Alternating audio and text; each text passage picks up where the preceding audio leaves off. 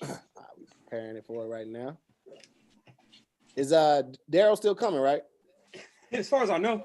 Okay. I sent him the link and then he said fuck off. So I think okay, cool. That makes sense. He should be on time. That makes sense. That makes sense. Very on brand for that nigga. I mean, you know what I'm saying? People gonna be who they gonna be, baby. Hey, it's all good. We were just at Palm Springs yesterday for the homie's birthday. A word? Yeah, our homie Justin. You know Justin, Lucy? Yeah. Yeah, it was his birthday on the 7th, so they got a little Airbnb. And isn't Paul's coming up? Paul's is on the 14th, I believe. What's today? Today's the 12th. I know, right? Yeah, so yeah. So his joint's coming up too. All right. What's up, everybody? As y'all come on in, have a seat, grab a seat, hit that like button. We're about to get it going. Have a great show tonight, you know what I'm saying? Yeah. Javicia, a lot of people were like, yo, how'd you get Batwoman on the show?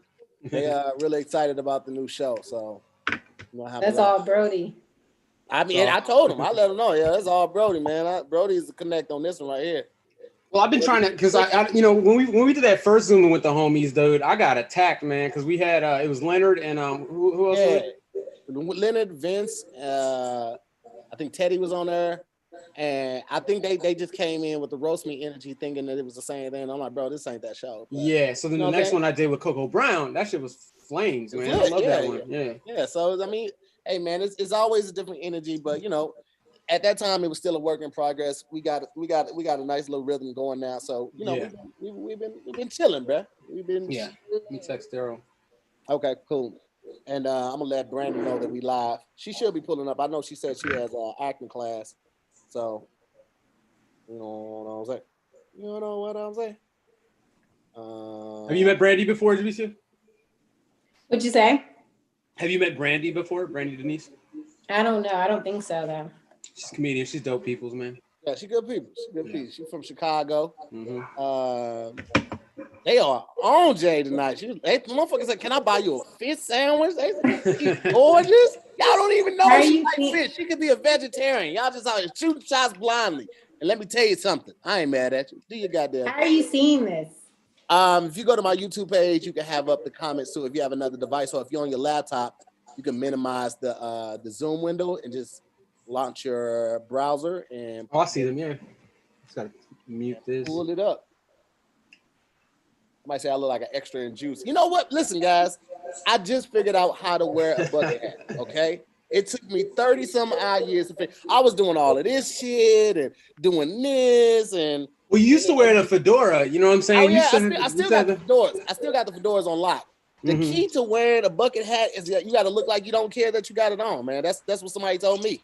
So this you got to commit. I'm proud of you, man, because you know what I'm saying. Not everyone out here could just put a bucket hat on and just continue about their daily business. You know what I'm saying? I got a bucket head, so it just kind of goes hand in hand. I figured like that's what really made me want to do a Red Smoke.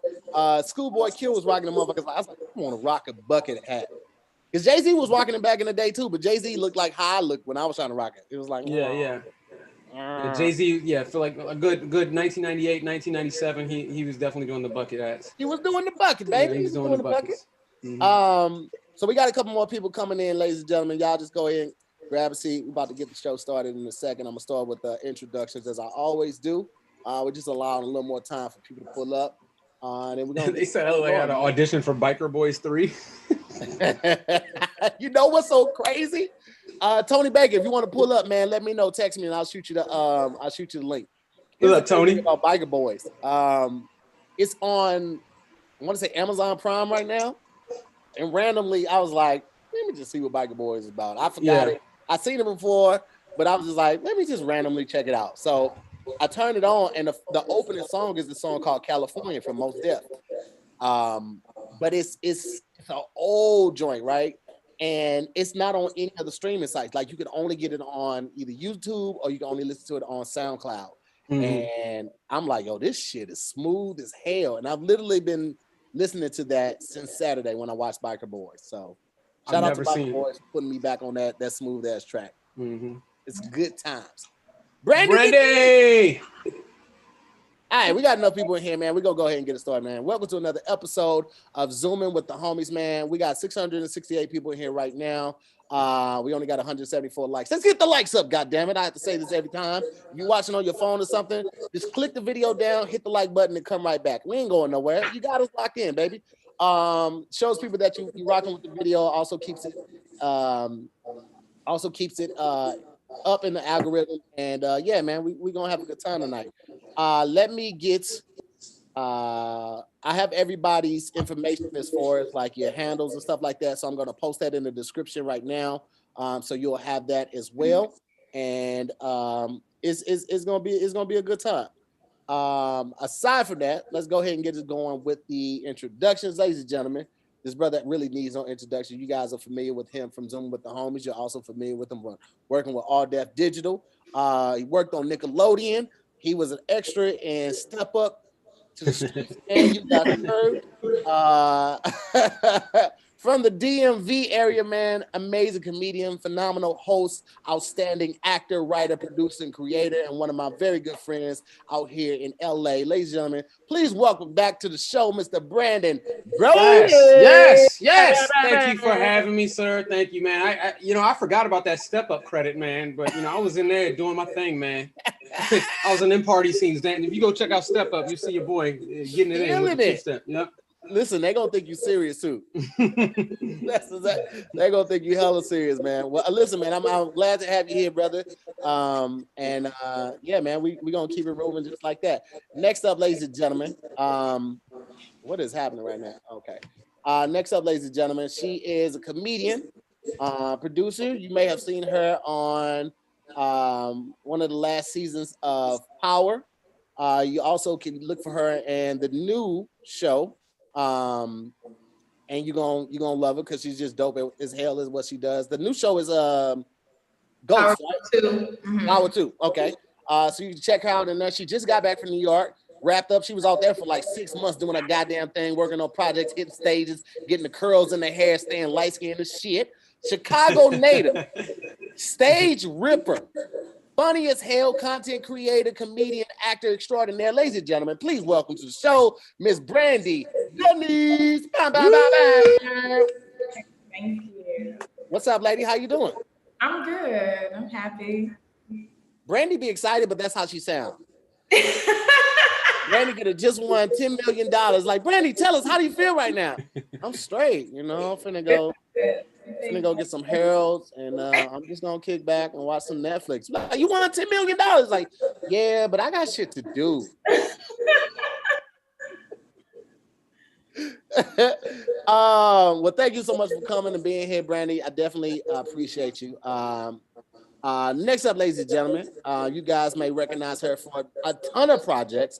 Most recently, she was on God Friended Me, and also now she is the star of Batwoman. She is Batwoman, goddammit. She is originally born, goddamn me, in Augsburg, Germany. Okay, went to Hampton University. Stand up, HBCUs. We out this bitch. Okay, very talented, very creative, very beautiful. Please help me welcome to the show for the first time. Y'all give her a big Zooming with the Homies applause. Javicia Leslie. Javicia. That I right there. I was about to correct you. Leslie. How are you, man? Thank you for pulling up. I'm good. Thank you for having me.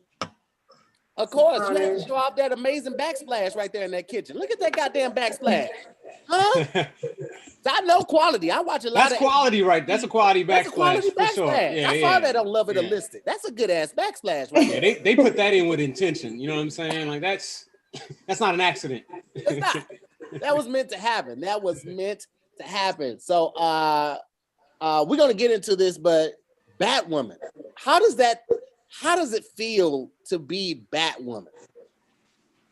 It's an honor. It feels like it's dope. I mean, this is literally like, and Brody's pretty much known me forever. This is like my childhood dream, is to do action, is to do superhero. And when you're an actor and you're auditioning, you're just auditioning. You don't know what you're gonna get, but you do get these roles every once in a while. And you're like, damn, man, if I get this would be crazy. And so it happened. So this is really, it's an honor. And it's just an honor what the representation means, Yeah. I think it's so dope. Well, you know what? Before I get into that, let me go ahead and do this last little splash right here. Ladies and gentlemen, again, welcome to another episode of Zooming with the Homies. This is a show where we highlight all types of people from all different types of walks of life: comedians, actors, writers, producers, directors, Wingstop. We have everybody on this goddamn show, and it's a great time. Former NFL, former NBA. Everybody comes to the show, man. We like to have a lot of fun with it. So please tell a friend and tell a friend, continue to pull up and come back. All I ask is that you take care of my guests. You know what I'm saying? Everybody's taking time out of the schedule. A lot of people are out of work right now, or not able to work as much as they would because of obviously the COVID pandemic. So all I ask is that you take care of my guests while they are here, and also take care of my mods. So at this time, I'm going to ask all my guests to change your name to your Cash App so people can bless you a little something for your time, your little energy and whatnot. If you need help doing that, I can do it for you. My Cash App right now is belonging to my MooreMods. Shout out to Hippie Goes, Stephen Ocon, and Jennifer Rivas. They do an amazing job of making sure I get all the descriptions ahead of the show. They send all of the information to me. They send all of the pictures that I might need or anything like that. Somebody has an echo. Y'all still hear the echo? Yeah, you got earphones? I don't have earphones. You hear it on my side? All right. Keep talking. I'm gonna put mine on mute and let's see. Okay. Testing. 1, 2. Y'all still hear the echo? No. Okay, Jay, it's yours then. So you got earphones, VC? I'm gonna get this light turned back on. Was it still there? Nah. It was coming from your side, Jay. So if My side? yeah, are you watching the show? Can you mute the show while you're watching it? Because I think you got the window pulled up, so that's probably what they're hearing. Oh, she's hearing the YouTube, right? No, because I don't. Do you still hear it? Testing 1, 2. I still hear it a little bit. I don't have it up on. I'm on my iPad, and you guys are the only thing on my iPad. Okay. I still hear it a little bit. I don't know whose it is. It might just be the kitchen. It might just be how it's bouncing off the walls in there. So it's all good. We'll get it. You hear it on? I don't think so. You're muted now. Yeah, we still hear it, Brandy. So it's not you, Brandy. 2, check. It's not me, is it? But while y'all figuring out the echoes, I just want to throw in there that I went to FAMU. I'm an alumni of FAMU. You missed my HBCU, so I just. I'm sorry, Brandy. Shout out to FAMU too. Rattlers don't play. Shout out to FAMU. Shout out to Brandy. Shout out to all the alums at HBCUs, man. Super excited. So if I put mine on mute, is it still echoing? You just need it was coming from your side. It was on. Just keep talking. Yeah, it was on your side. Can you hear me? I can hear you now. You can hear me. You can hear me? Yeah. Yeah, y'all can hear me. Yeah. Could y'all hear me? When you muted it the first time, we couldn't hear you, and the echo stopped. So it's coming off of your side. Okay. Daryl's coming in here right now. Yeah, pull up. Boom. What you sipping, Brandy? Some margarita out of a container. Pre-made joint? Yeah, somebody brought it over last night, and I was like, "Ooh, leftovers." Okay. They calling me a punk. They roasting me because I'll be drinking these now. Oh, Brody, what are you, a fucking freshman in college? Where you even get that from? At the corner store. Gas station. They give it to you for free when you fill up with $5. Basically, yeah, it's like a rapid rewards type of thing. You know what I'm saying? That is. It's like 5%, but I guess the thing is, it's supposed to be low calories. It's gluten free. I don't know, man. I feel like I'm doing something. You know, when I drink these, like I'm doing something for my health. You know. I hear you, but you ain't. Ladies and gentlemen, our last guest for the evening just pulled up. I'm so sorry I'm late. You're all good, brother. You're all good, man. We hadn't even really got into it yet. This brother's from Silver Springs, Maryland. Okay. Yeah, that S you might on the recognize end, him from way back in the day. He was Old Dog. You understand me? Old Dog, Darius Old Dog Hill on the hit series The Wire. Since then, he's done so many projects, too many to name. Barry, one of my favorite movies, Three Billboards Outside of Ebbing, Missouri. Amazing movie. Tons of sketches, and he's killed every red carpet that he's been on. I will say this, Daryl. It's very difficult to find a picture of you smiling. All of your pictures. Yeah. Nah, it's no more smiling. Yeah, even the ones that I Googled, you just be like with the stone face. And I was like, but this isn't even him. He's one of the coolest people ever. Nah, you know what it was though, T, is that when you start doing like the carpets, they would always tell me to smile, and I would do it. And after a while, I was like, who are you to tell me to smile? Mr. White Photographer. I'm gonna hold my smile right now. Yo, the best red carpet joint for Daryl was this dude jumped and got caught. It was in midair. Like, I don't even know how. I've never seen this man jump. Yeah, the vert, like it was at least a 6 foot vert. You know what I'm saying? I saw that crazy because his leg is out. He's kind of doing like. Oh, my whole leg was out. It was a whole thing. It was a whole thing. That's my favorite moment though. It's a good one, man. Well, ladies and gentlemen, we have actor, writer, creator, producer, and GQ Man of the Year, Mr. Dale BRITT-GIBSON in the goddamn building. Thank you for having me. Thank you for having me. Blah, blah, blah, blah, blah, blah, blah, blah, blah, blah, blah. All right, man. So you spelled my name wrong, though, Tahir. We supposed to go back, man. Hold on, wait. What? I was a little offended, man. It's okay, though. Where? I spelled it wrong on the flyer? Yeah, man. It's all right, though. Hey, your boy Tahir made me. I was BT Kingsley on the first draft. Just my mama gave me that name. It's okay. Listen. It's a template. I try to move fast to get it to people the night before. It's all good, baby. Oh, wait. What did I do there? Hold on. You left the T out in a hyphen, but it's all good, man. We rock. I did leave the T out. I figured it was a reason why you didn't post it. I was like, either he highly. No, it wasn't even that. That's why he pulled up late. He was like, you know what? Brody sent it to me like 2 minutes ago. He's like, yo, post he really did. Brody sent that shit to us like 10 minutes ago. Thank you. The second Tahir said, yo, do you send the flyers? I sent it and I was like, yeah, done. Like I already sent it like way earlier. I was like, oh shit, yeah, I forgot. Quick complaint about the flyer. He put a filter on top of a filter on top of a filter. Why are you so right? 500 filters, right? Listen, Brandy, all I did on yours is remove your background. That's all I do on everybody's picture. Only time I put a filter on there is if your picture is dark. I don't ever lighten it up. I just removed your background and you're on a white background so it looks brighter. But I didn't change anything on yours. I was like, Brody, all of Brody's pictures, his head is cut off or his arm is cut off. He looked hella weird on his. I got nothing good on the internet. To find a picture was Javicia, because she has Model S pictures all on her. Yeah. And all on Google. Yeah, if you find a bad picture of Javicia, I got a bridge to sell you in Topeka, Kansas, bro. It don't exist. Bro, and then she got like 6 looks. She had the really earthly look with the big fro. I was like, she out here just killing. She been killing. She's on another level, dog. And she's been that way though. Thanks, Daryl. So you guys grew up together? Is that how you guys? Because Brody hooked it up for people that don't know.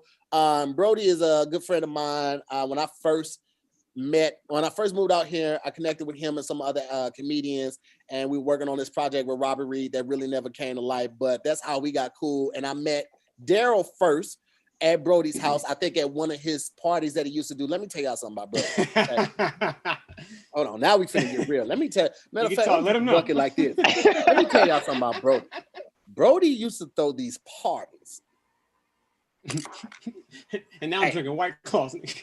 Man, when I tell Brody used to throw these parties, he used to stay at the small little apartment complex, right? It might have been like 8 units in that joint. When I tell you everybody, I mean, out of the 8 units, it probably would be 4 or 5 people in the units participating. So everybody's doors are open, right? And everybody got top and bottom. So you got like 10 rooms to choose from. It's drinks. Is he talking about this? Is he talking about the spot in Echo Park? Yes. Yes. Now here's the thing. That there was no parking. So you might park at the 7-Eleven that was like 3 blocks away, or you might have to park at the Jack in the Box that was 6 blocks away. But you walked to get back to this goddamn party, because when I tell you, baby, I knew the party hit an all-time high when someone was doing crystal meth in the living room. I was like, oh, we've reached out to everyone. We had all types of people here. Yeah. I met Daryl shortly after meeting Brody, and I don't know if it was at one of those parties or it was actually, I think you know what? I think it really was Monday, Wednesdays, and Fridays. Daryl used to do these sketches called Monday, Wednesdays, and Fridays, and there was a lot of green screen and animation, and they were the wildest shit ever. But it was so funny, and I hate that you're at the height now that you are, and people will probably not go back and look at that because you know what's actually crazy about that to hear? I think about that a lot. That like soon people are gonna start like when my gangster rap career really takes off, like they're gonna bring that out. It's a rap, dog. Like, so I'm getting everything in now because once they start pulling those receipts, I don't know what's gonna happen, man. But I'm excited for people to see that type of stuff because it just showed like how hard we were working because we were producing the show Monday, Wednesday, and Friday. People didn't have jobs. We were doing odd jobs to get money. But we somehow always came together. It'd be like 2, 3 in the morning where we were putting stuff up, writing stuff. I mean, it was the ultimate hustle, you know what I mean? But it was like a bunch of dogs who wanted it, you know? I like that you brought that up. And at this point, I want to pose this question to everyone in the Zoom. What is the oddest job that you have ever taken or had during your pursuit of your dream? Oh my God! I was an SAT proctor. I had to pull up. Fucking narc, bro! I was at UCLA administering practice SATs for these kids. You understand? Like who? Wait, like, I'm sure you weren't even doing. You weren't even doing the real one. You were doing the practice. Man, practice joints. Some families trusted me with their child. Okay, now mind you, we might have had a party the night before that. So I come in this joint, I'm damn near hungover. Like, all right, how y'all little motherfuckers doing? You know what I'm saying? Like, all right. So I was literally the dude that was saying, "Time. Put your pencil down. Close your booklet. Feel free to take a 5-minute water break and then return to section 2." Dog, that is $50 for $50 freaking dollars, man. Brandy, what about you? I know you got one. Man, I gotta think on it because I don't know. Okay, we'll come back to you. We'll come back to you. Daryl, you got anything? Probably like well, you've been acting since you was fucking 14. PA, but you know, I was it wasn't that. Like, because I think being a PA, I think that's not an odd job. Like, I think that I respect. Like, I think everybody who's in film and television should work as a PA because it gives you so much more of a respect for like everything that goes into. Because when we get to leave set, they stay on set. And when we get to set, they've been there 2-3 hours before we got there, and they get disrespected. And I hate seeing it, and I don't stand for it. And it's something that like people say, "Oh, that's a weird job." It's like, man, they hustling. So I respect PAs. And I did feel like everybody who really comes along has done it once. I did a couple shows. Absolutely. Yeah. I mean, I think maybe it was like I feel like I was a sperm. There's probably a kid out there somewhere.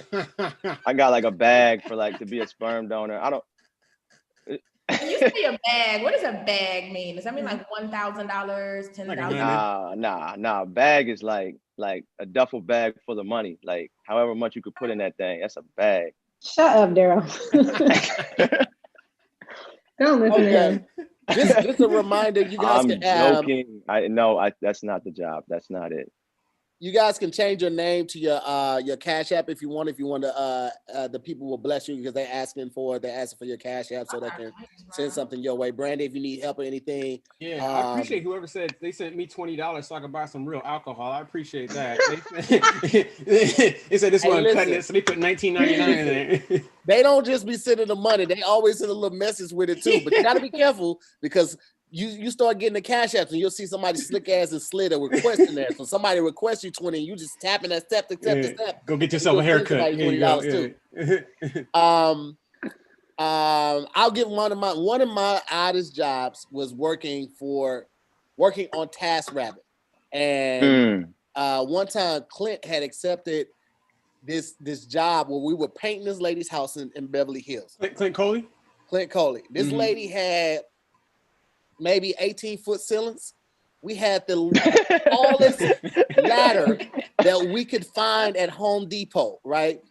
Now we get there and Clint just wants to start painting. She tells us what color she wants the ceiling. And then it's not just a regular ceiling. It's not just a flat ceiling.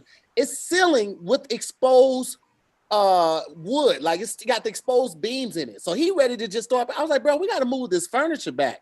He was gonna start painting over the furniture. He put nothing over the furniture. And then I was like, we got to tape, like put the blue tape on the exposed beams too, because bro, it was one of the worst jobs and one of the it was like a 4-day job that we were painting this lady's ceiling because we did one coat. She was like, oh, it's kind of light. Don't you think it's kind of light? Just and the image of you and Clint. Just the image of you and Clint helping each other with a ladder makes me laugh. Like, y'all, I got it. Don't worry, I got you. Bro, and then it's still, even with the exposed beam, it wasn't like a flat ceiling. It was like this. So like toward the center, it was even taller and it was like, bro, it was just a mess, man. I hated everything about that job. For $800, we did that. And she knows somebody like at a real company would have charged her like $3,000 for the height and for the difficulty level. But yeah, man. Gotta get done though, right? Got it Gotta done, get man. done. Got that quick little 400. What'd you say, Brandy? I said I know mine. It wasn't like recent. It was definitely like over 12, 13 years. I used to dance at this place called Big Kahuna's. Hey. like dance or like, hey, we got a show. So it was in Tallahassee. So you couldn't get nude. So I would wear like bikinis. But I took like pole dancing classes and stuff, and I used to paint shit on my face. And my dancer name was Cherry, and I used to like it was dead ass like how to be a what's the fucking movie with the girl and the stripper? Players Club. I had that moment. My fucking math teacher came in, and like when I was in class one day, they was like, "Yo, that's the girl that danced at Big Kahuna's." Like niggas sitting behind me. I danced there for 1 month and I fucking quit. And the weirdest shit I ever did was like, I don't know, my homegirl had like hyped me up. She's like, we gonna do this shit together. And like, I don't know, some white nigga like paid us $200 to put our feet on his face. That's a good Saturday. 21. All right. I think you win. What about you? Do you have an odd job? I feel like I served most of the time. Like when I moved from DC to LA, I just went into serving because I used to work at Hooters. And then from there, just like working at bars and stuff. I feel like the oddest thing that I've done that I felt like, all right, this is making me a little uncomfortable. I used to serve at private like poker parties. And they just get real weird. Like at first it starts off so nice and friendly and innocent. You get $50 just to go grab a bottle of water, like simple stuff. Yes. And then all of a sudden it's just like, it just gets weird. I'm like, this ain't me. This ain't me. Listen, it's so funny you say that. I'm gonna have to block the person's name. But I literally just got asked today, because I have a homeboy that has a place and he does that, right? And he literally just asked me today. He's like, yo, do you know any chicks? I had a couple dropouts last minute. And I'm like, well, what exactly are they doing? He's like, literally just grabbing drinks and mixing drinks, taking jackets as people come in. Takeaway is usually like $350 to $800. I was like, I'll see if some people are interested. And I didn't have a chance to reach out to nobody, but like, that's a real thing. And I had never been. It is real, especially in LA. Like, it's a lot of little private parties where they need people to literally just make sure like the drinks and stuff are good. And I never got disrespected. I never got put into an uncomfortable situation. But it just, when you really kind of take a step back and you look at the situation, you're just like, because if something goes wrong, there's no one like here that I know to protect me. Like, I might go missing on my way home. And then I told my mom and she really wasn't feeling it. So did you carry like mace or anything? You had any protection on you? No, I didn't really start. So I had the weirdest situation happen. Today is Monday. I had the weirdest situation happen Saturday. So I just need to start going more protected. But I'm in Vancouver right now. And y'all know, like, Vancouver doesn't have any Black people, not a lot of Black people. So when we find a spot, like, we're like, and there's this really dope reggae spot in downtown. And me and a couple of friends all went and we had a great time. And then we all kind of shared one Uber to get back home. And so my first homie got out at the first stop.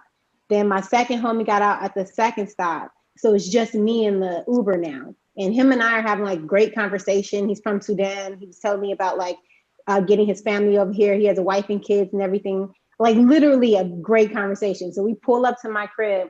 I get ready to get out. When I go to grab my purse, he has turned around and tried to kiss me. Like legit leaned over and like came in and tried to kiss me. I was like, what the fuck? He just like grabbed my shit and left. Yeah, it's weird, man. It was Uber or Lyft? This is Uber. So ever since then, like, well, I always do, like, in my purse, I carry a little something. But the thing about it is, like, you don't really have that much time to, like, figure shit out. You got to have something that's, like, a little bit quicker. Like, see what I have. What is that? The pocket knife. Pocket knife. Bigger than a pocket knife. Yeah, that's a hunting knife. You pull that out, you got to put a deer out of his misery. Yeah, man, that's where you go elephant hunting. That's a big ass knife right there, man. Oh, that's crazy. That's so crazy, right? I've never had an issue with Uber drivers or Lyft drivers. Yeah. Like I'm more nervous about like when I was living in New York, taxi drivers. I've never, because you can't track them. Like when I'm in an Uber, it's tracked to my phone, it's tracked to my account. In a taxi, you can get into any taxi and nobody knows that you got into that taxi. So I've never had any kind of issue. And then like that happening kind of has stirred me the wrong way. I feel like I want to get a car out here. Crazy. Dudes be wild, man. I often say I feel for women who have to like, do any business at night and they have to travel by themselves or anything like that, man. Dudes are creepy. People are creepy in general, but like just that constant fear of like, just not knowing what a motherfucker's gonna do, man, is always looming. So I'm glad that you're okay, and I'm sorry that's unfortunate situation took place. Have y'all ever seen the meme that, or it's like a social media post? And first of all, this is not, I already know like all men aren't like this whatsoever. I love my kings. I got like, those are my two close friends. Like I'm here for it, right? But there's this like social media post going around and it asks the question, or it poses the question, what would life, is talking to women, what would you do if men didn't, like, if there were no men around, or if there were no men in the world for one night? I saw that. And like some women were like, oh man, I walk down the street by myself. I wear what I want. I go outside at night. Like I go outside at night. Yeah. I go on more hikes. I do this, I do that. And I'm just like, damn, like, that's crazy that so many women feel like that. Like we feel low key vulnerable. Yeah. There's this new movie called Alone. I don't know if y'all have seen it yet. Yeah. And that shit is crazy because no, it's not on Netflix. It's actually still in the theaters, but you can find it on like Apple or Apple TV or Amazon. But it's just crazy because naturally y'all are just stronger than us. Mm-hmm. Yeah. You know what I mean? Like naturally y'all are physically a weapon in comparison to us. So it's like we have to kind of overcompensate for that when we're just out here by ourselves. Damn. I mean, I don't know. I've been chased by men in Chicago, like getting off the train, walking to my house. But here's one thing I learned, because I stayed on the south side over off of 79th and Halsted at my granddaddy's house for like a year. And I was at the gas pump pumping gas one time, and this man came up. It was like 2 a.m. He came up to the car and he was like, I backed the fuck up. I started yelling at him. I pulled the pump up. I was like, back the fuck. You got to get crazy back with them. And even where I live right now in Hollywood, well, for some reason, I can't park in front of my house, so I have to walk like a block sometimes. Mm-hmm. They be like, hey, yo, mommy, how much? Like, whatever. They be thinking I'm a street walker or some shit. And I'll be like, what the fuck do you want? And I'm like dead ass, like, bitch, I'm the police. What's good? Right. Drive off. Like, you gotta act crazy sometimes. Like, I don't mind. I'll cuss you gonna get cussed out before you pick me the fuck up. And I commend both you guys, because I think, you as far like Javicia and Brandi, you guys are both like know how to hold your own, you know what I mean? And it's scarier for those women that don't, you know what I'm saying, that are in those types of situations. Unless you can't be a victim unless you gotta be a victim. You know what I'm saying? Like, Hollywood is just a crazy place in general, man. Like I definitely feel for the women that don't have people there to help them in certain situations and things of that nature, man. I literally remember maybe 2 years after being out here and at the IHOP on Sunset across the street from that In-N-Out Burger. I was just walking away. It was an evening. I just wanted to walk, didn't feel like driving, walking. And this dude saw me start talking crazy. So, I'm like, man, who the fuck you talking to? This nigga threw a piece of shit at me. Shit. Like his own shit? That's disgusting. Real shit. Like he produced his own shit and threw it at you? Shit. It was. Oh, I don't wow. know if it was from a dog or if it's human, but it wasn't a small. If it was a dog, it wasn't a small dog. It was a big dog. Threw a piece of shit at me, and I was like, you know what? The streets have changed. Was it in Hollywood? It was in Hollywood. Of course, yeah, that's definitely a Hollywood story. Yeah, yeah. I used to live downtown, and I done seen more shit coming out of people's asses in real fucking time ever in my life than downtown. I was walking downtown from Santee Alley to my apartment, just like beautiful Sunday, 4 p.m. This nigga made eye contact with me, and I didn't realize that he was bent over. I didn't realize it, but he was staring at me until I saw his nuts hanging between his legs. And then I said, well, damn, he ain't got on no pants. And his nuts hanging, and he was bent over like this, and he was facing the street. I'm just looking at him. This nigga projectile shitted into the street. Cars were swerving so they wouldn't hit his shit. It's 4 o'clock on the Sunday, bruh. And then the crazy part about it is I just kind of like ran, right? My homegirl who just moved downtown like a year ago, she was like, girl, you never gonna believe this. I was walking down the street and this man made eye contact with me and he just started shitting. I was like, I think that's the same nigga. Oh my gosh. Then he found that full of porta johns. It's a different type of different out here. I'll say that just to be politically correct. It is. And moving out here, like, dude, like I literally, like, I was so bent on when I moved to LA, I was like, I gotta live in Hollywood. I have to be in Hollywood. You know, my roommates, I live with the Jewish and Puerto Rican dude, who you guys know, and they were like, we're gonna move to Echo Park. And you know, coming from anywhere else, you don't know what the hell Echo Park is. You know what I'm saying? I'm like, no, I want to be like telling everyone in DC, I'm in Hollywood, bro. Hollywood is trash. I will never move back to Hollywood. Once you move out of Hollywood, you never go back. Like, bro, I ain't never. It's a wrap. Once you move to the valley, you literally think, why would I have lived anywhere else? There's parking lots, that there's no traffic. Like, still feel like downtown is more gross than Hollywood. I live downtown, but like it's definitely downtown, Brandon. I live downtown, but I don't live in the like. Trust me, there's some sketchy parts. The area I live is comfortable. You know what I'm saying? It's not weird. I live closer to Staples and all that. You know what I'm saying? So it's a little more. They've got a lot of new restaurants, a lot of new buildings and all that. But downtown, if I walk 6 blocks in the wrong direction, I'm gonna see some shit flinging. Oh yeah. Here's the thing about downtown. Downtown is dope in the sense of there's always some shit to do, and it's a lot of like little duck house spots. Like it's one club down there where the floor is transparent, like reserved. Like oh yeah, and they got the women in the floor dancing. Have you seen that one, Brody?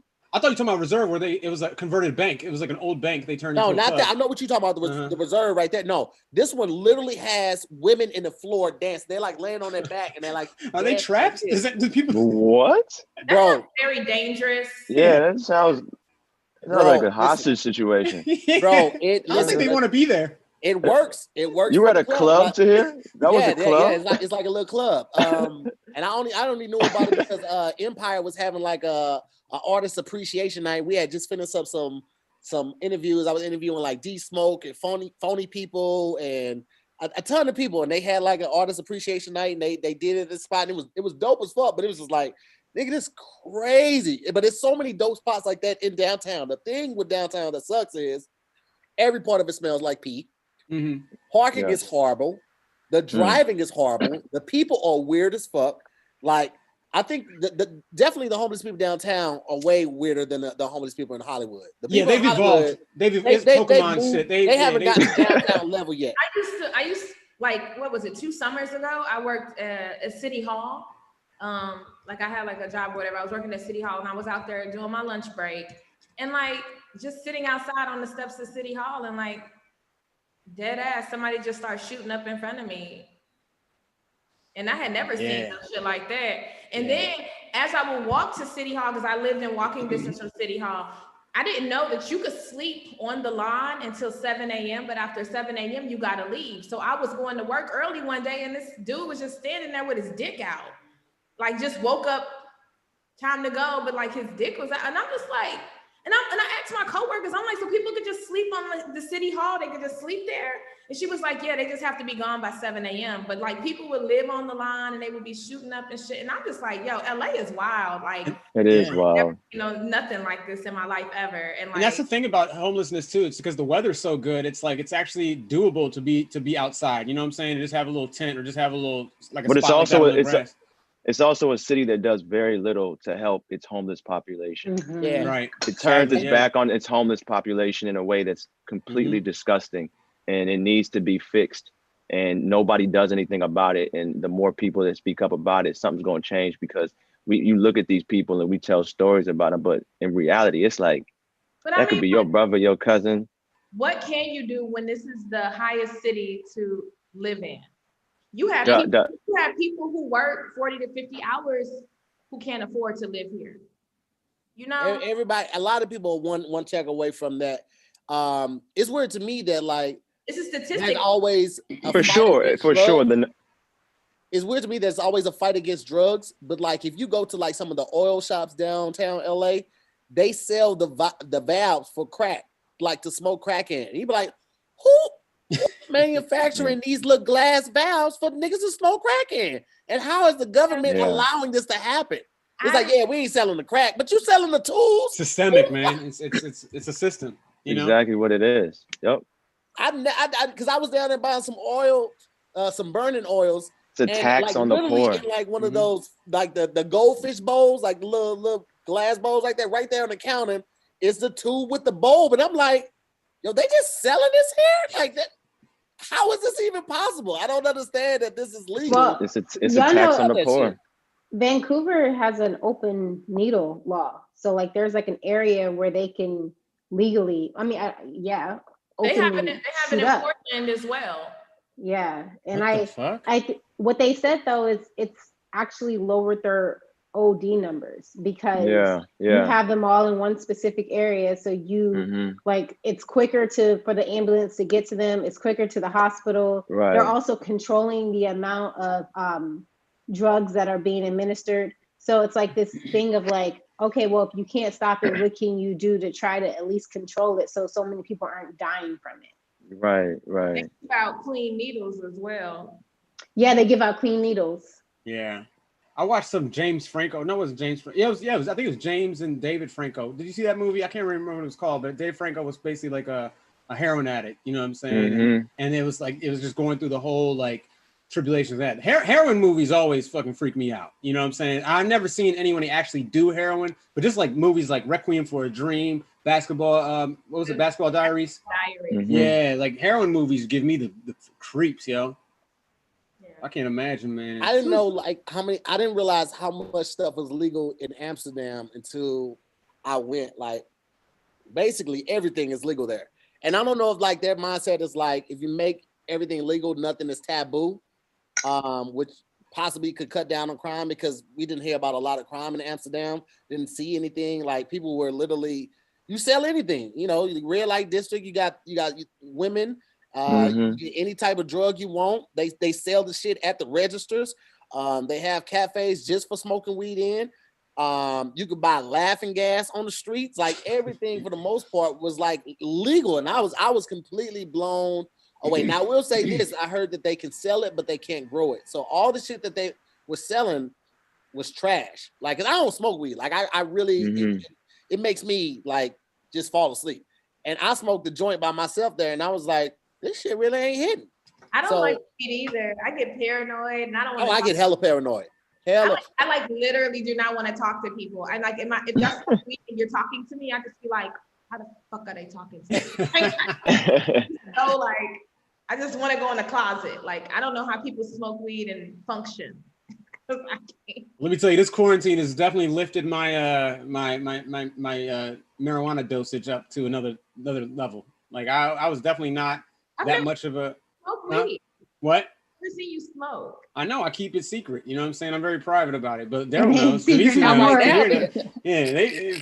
look. I'll admit that I'm drinking a White Claw right now, but I'm very like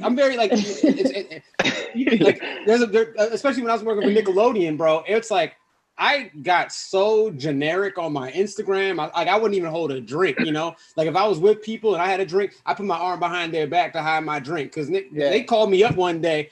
I was doing some video. This is when they had the cop filter on Snapchat, and I was doing this thing. I had this thing called Officer BROADY, and I was going out. I was like, I'm looking for whoring and drugging out here. You know what I mean? They literally screenshot my joint, sent an email, said, we don't think this is appropriate for the Nickelodeon guidelines. Would you mind removing it? I removed that shit immediately, bro. Like that day, I got my act together. But since then, since we out here in these quarantine streets, niggas have definitely been Swisher Sweets in these lives. Right? She was like, this isn't on brand, bro. I have a 5-year-old son, man. You understand? Hey, man, you got to protect the brand. You got to protect the brand and protect the family, man. Get the check, right? No, I'm saying I have a 5-year-old son. That's why I need to smoke because let me tell you, bro. Daryl, we can talk, man. Yes. Kids, man, you ready? You ready to settle down, man? You at that age, man? You ready to? Nah, man. I'm kid. Nah, man. Nah. I mean, here's the thing. There's so like 7 times. yeah, it's. Do I want kids? Absolutely. Do I want kids right now? No, because I have that firm understanding that right now my time is placed in other areas other than them. And when I do have kids, they're going to be every single thing to me. Like I'm probably never going to do anything other like I don't know what else to do once I have kids. It's just be around my kids. You're a great uncle right now, man. I'm the best uncle in the world. Like 100%. But I just know that like that type of commitment, like when it's time, I'm sure I'll know. You know what I'm saying? Right. But it's definitely not right now. But I do look forward to it. Like I'm not somebody who's like, oh, kids, like what is that? Nah, I actually look forward to it. I'm gonna be like top 5 dad, like on the Mount Rushmore of dads for sure. That's beautiful, man. I'm gonna be screaming, fuck these kids to the day I die. You understand? Yeah, because you've been in it though, Tahir. So fuck these kids, nigga. Yeah, FTK. I got the t-shirts for fuck them kids. You can get it on the website right now. No jokes are being said. Real life. My daughter's 15. I'm almost out the game, coach. Yeah, you almost out. Wow, you 3 away. Yeah, man.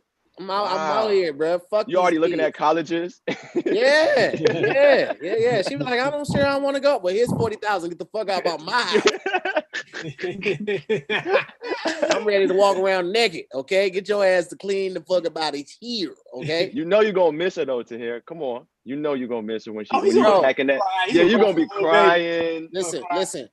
FaceTime, IG, Facebook, WhatsApp. There are too many ways for us to talk and see each other for me to miss it. You know what I'm saying? And then holidays, right? She come home for the holidays. But fuck them kids, bro.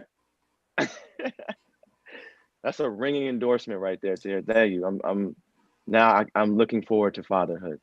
Son, I honestly think Daryl is already a father. This man has I guarantee he has a seed. He's like, I probably am. In some country, Daryl has a kid. No. I'm gonna tell you a bit. Like this is an actual story that actually happened. Like I was in where was I? I want to say New Orleans, and I was working on something. Keanu, right? Yeah. It was either yeah.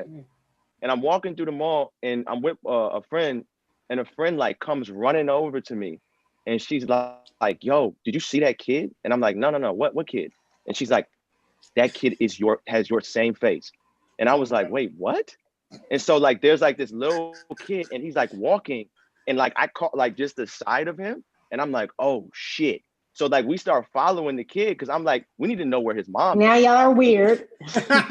No. You can't follow a kid. He's with his father. You know what I'm saying? He's with his father.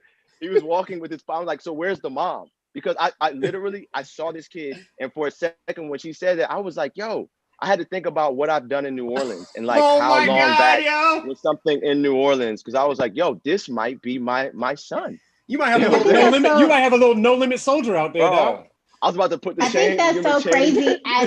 As guys, y'all have to actually think about that. Like, we can't just accidentally have a kid and not know about it. If we have a kid, nah, for sure. Men can literally just like have kids and not know.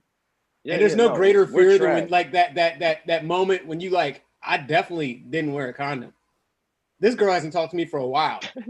She could possibly be pregnant, bro. Or when they say, hey, we need to talk, you know, after it's been like 8 months, you're like, I ain't oh shit. I mean, Real scared. You said you like donated sperm, right? Yeah, no, I was joking. I don't think I've. Yeah, he just didn't get paid for it. No. I saw a girl one time who I saw a bunch of kids that looked like her, and it really made me wonder if she had ever donated eggs. Like I was. Yeah, that's a wild. Yeah, because you That can can literally have a be child. the case, though. Yeah. That could be the case for women if you donate your eggs. I wonder how many. Because it's a lot of money too, and you it's like, what is it like? Isn't it like $50,000 or something? An egg? I'm pretty sure it's on the scale. Like if you like, yeah. Somebody paying $50,000 for your eggs.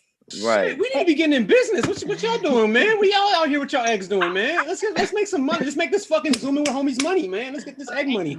Zaynab was on here the other day. Money. She told us how she froze her eggs, and to freeze her eggs, it cost her $14,000. Yeah, freezing your eggs is crazy, and it's a long process. I'm considering that. Oh wow! All right. I mean, that's one way to do it. I mean, but I feel like now is the right time to like start looking at the pricing and start looking at how many eggs I have and start like planning and saving for that. But like if you're gonna do it when you're young, it's like the time, so you can then just do whatever you want to do and know that you got something like in the bank. The 80-year-old having a baby. Keep your good eggs. Like I don't want to be 40 trying to like hope these eggs work.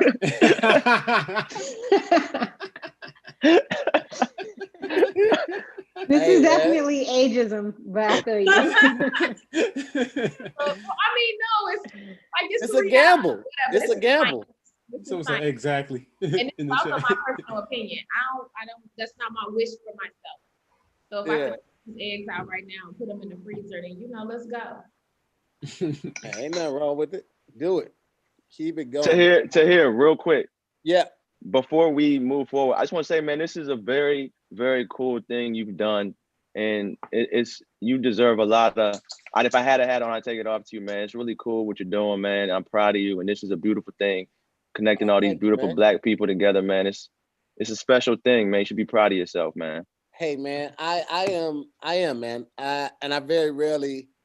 I always accept my flowers, my accolades, but I always do it like very humbly, like, oh, thank you so much, man. I appreciate it. But I'm really excited just to be able to share a platform with my friends and also, bring awareness to you all's talent. It might be somebody that never like realized who you were in that movie or that show, or didn't realize that we had a Black Batwoman in the works, or never knew about BRANDI and her style of comedy from Chicago, or never knew that BROADY was from DC or the DMV rather, and now he's a Nickelodeon face. Like, to be able to like share a platform with my friends and other Black creatives and other Black entertainers is the beautiful part. And then it also, I feel like it shifts the power, because a lot of times like we wouldn't have this viewership unless we were on a late night show.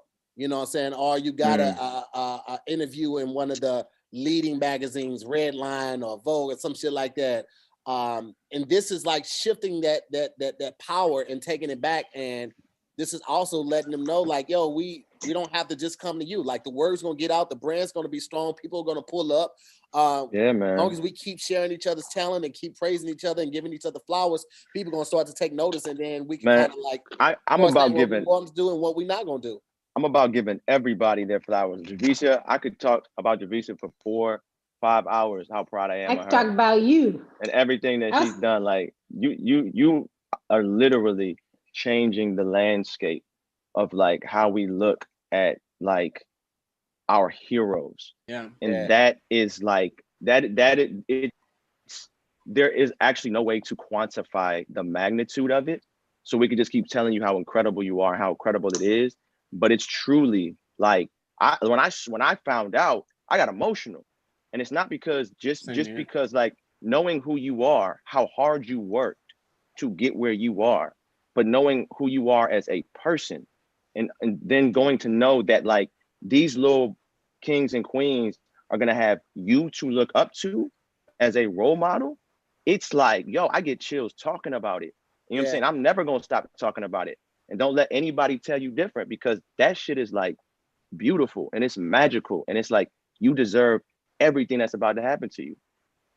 Yeah. Dude, I called her straight up, and I was like, I feel like I was more excited than you about the things that I was like, you're gonna have an action figure, you're gonna have a video game, you're gonna be at Comic-Con. Like I was nerding the F out, y'all, like just thinking about the things that Javicia may not be as interested in like I am, you know what I mean? Like you see the Black Panther shit, and then of course, like what Daryl's saying about giving your flowers, like we just lost Chadwick, man, and he was such a force, you know, and I really got emotional over that, you know, and everything that happened, and I didn't understand why, but it was because we weren't just losing Chadwick Boseman, we were losing a symbol, man. Black Panther was a symbol for us, man. It was a symbol of hope. It was a symbol of just Black people, you know. And right now, Javicia, you got the reins for that right now. You know what I'm saying? You're about to become a symbol, and it's such a beautiful symbol because it's for all these young, beautiful little Black girls that never got to be a tight ass superhero. You know, it's like, oh, but it's also, but here's the thing. You're right. I didn't mean to cut you off, but I just want to say, because we talk about like how it's so, we always talk about how for these little Black girls, but also for these little Black boys, because I know my mother is my superhero. I just never saw her put the suit on. You know what I mean? So now you look at Javicia and it's like, oh, she's putting on that suit. Oh my God. Well, he froze, so I'll talk. So I didn't know who you were. I'm the only one in this group that we not friends. I wasn't at Brody parties because I ain't know who that. Well, you wasn't out here yet. No, because I moved to LA 3 years ago. Yeah, when I read the Deadline articles and stuff, and I saw your article, I was like, oh, that's like super fucking dope, because I didn't think that was even like something they were discussing, you know. So like that was really cool to see. So congratulations on that. Yeah. Thank you. It's interesting because you're so alone in all of this process. And it's so beautiful to see so many people be affected by something that you're kind of experiencing by yourself. You know what I mean? Like even the fact that after I got booked, I had to come out to Vancouver and couldn't bring anyone. My mom can't even visit because of COVID. So it's like I process everything by myself. And when I get these moments to have conversations with people that are affected by it, it just reminds me that I'm not alone, you know? And I did a live yesterday with Christian Keys. And one of the things that we were talking about was like how when I first got cast, I didn't realize that it was such a racial thing. Like I knew that it was big, like as far as being a first Black Batwoman, but I didn't think anything of like how white people would view it. Like we had literally been doing our thing the last couple of years. Like I thought they just realized like, all right, y'all doing y'all thing. And just like, so I didn't see any of the comments. I'm not on Twitter. My account is on Twitter, but I'm not on Twitter, which really protects my mental from having to see any of the comments. And I feel like on Instagram, you're kind of like in a little bubble. You know what I mean? Like so many of the people I know that are commenting, I don't see negative comments usually. And then like recently, like within the last few weeks, they found their way to me. Like they have come and fought their hardest to be able to express to me their distaste for a Black Batwoman. And it started to get to me because some of the things were just like gut punches. And then like I was on set on a Monday and I'm doing a scene, and first of all, I shouldn't have been doing it anyway, but you know, it's a turnaround. So I'm just looking through IG and I'm seeing comments, and like I always hear people say, don't let it get to you. But here's the thing about our world of acting in general, right? When we do an emotional scene, my brain knows that it's not real, but my spirit and my body doesn't. So it reacts, like the crying is real, right? So all of the trauma that's happening is real. So that's why when we come out of those scenes, we're so mentally and emotionally exhausted because we've connected ourselves to the trauma. So when I'm reading these words, I know that this isn't true, but for some reason my spirit was still taking them in. And it just had gotten to like a peaking point of like, and then I found myself in the scene, like, I'm doing this for all the Black people. Yeah. And I'm like, no, you can't do anything for all the Black people. Like, you can only do what you do and be a representative of my people, but like, I literally cannot do something for all of the Black people. Like, it's not a realistic thing, you know? And I had gotten back to my trailer after that, and I just started crying, and I couldn't stop crying. And then when when my emotions were there to still cry, I physically couldn't cry anymore. You know what I mean? Like, now I'm wanting to cry, but there's no more tears left. And so I'm working on The Artist's Way right now. Oh my God, I'm reading that. I'm in chapter 6. Oh, okay, I'm in chapter 5. What's it called? It's good. Your morning pages. Yes, it changes your life. Yeah. So then, like, I go home and I open up to read, because it's Monday. I open up the book to read my new chapter of the week, and my new chapter of the week is chapter 4, and it's called Reading Deprivation. But if you look on her website, she's changed it to Media Deprivation. Okay. And it means like I have to be away from everything. So I had no social media access, no TV, no like nothing. It was literally just me and my thoughts, and I can listen to music. And so it was like the perfect time, because I had the time to remember why I'm in the position that I'm in. I had the perfect time, the amount of time I needed to remember, like, God brought me here for a reason. He will never put more on me than I can bear. So this is where I'm at. And it's so much bigger, not only than me, but obviously than those stupid racists that were making the comments. And I can never allow them to affect what this means for so many other people. Yeah. And so I was able to come back rejuvenated. And then I wasn't going to say something, but I was just like, you know what? I'm going to say something, because again, in this journey as an actor, we are alone sometimes. It feels like we're doing everything by ourselves until we're on set, or until we're having these conversations with our peers. It feels like we're doing everything by ourselves. So I decided, like, no, I want my people to know what's going on. So I made a post, and it was very direct. So all these racist people leaving comments on my pictures and finding a ways to send me messages and emails and all kinds of things to tell me how you feel, let's go. Because it's just going to ignite my fire. Mm-hmm. And I did it as an expression for myself. But when I saw the reactions, it's when I realized, like, every moment I think I'm by myself, I'm not. You know what I mean? Like, every moment I think I'm by myself, there were like thousands of comments to prove to me and to remind me that, like, I am not. And this is such a communal thing. And I feel so protected. You know what I mean?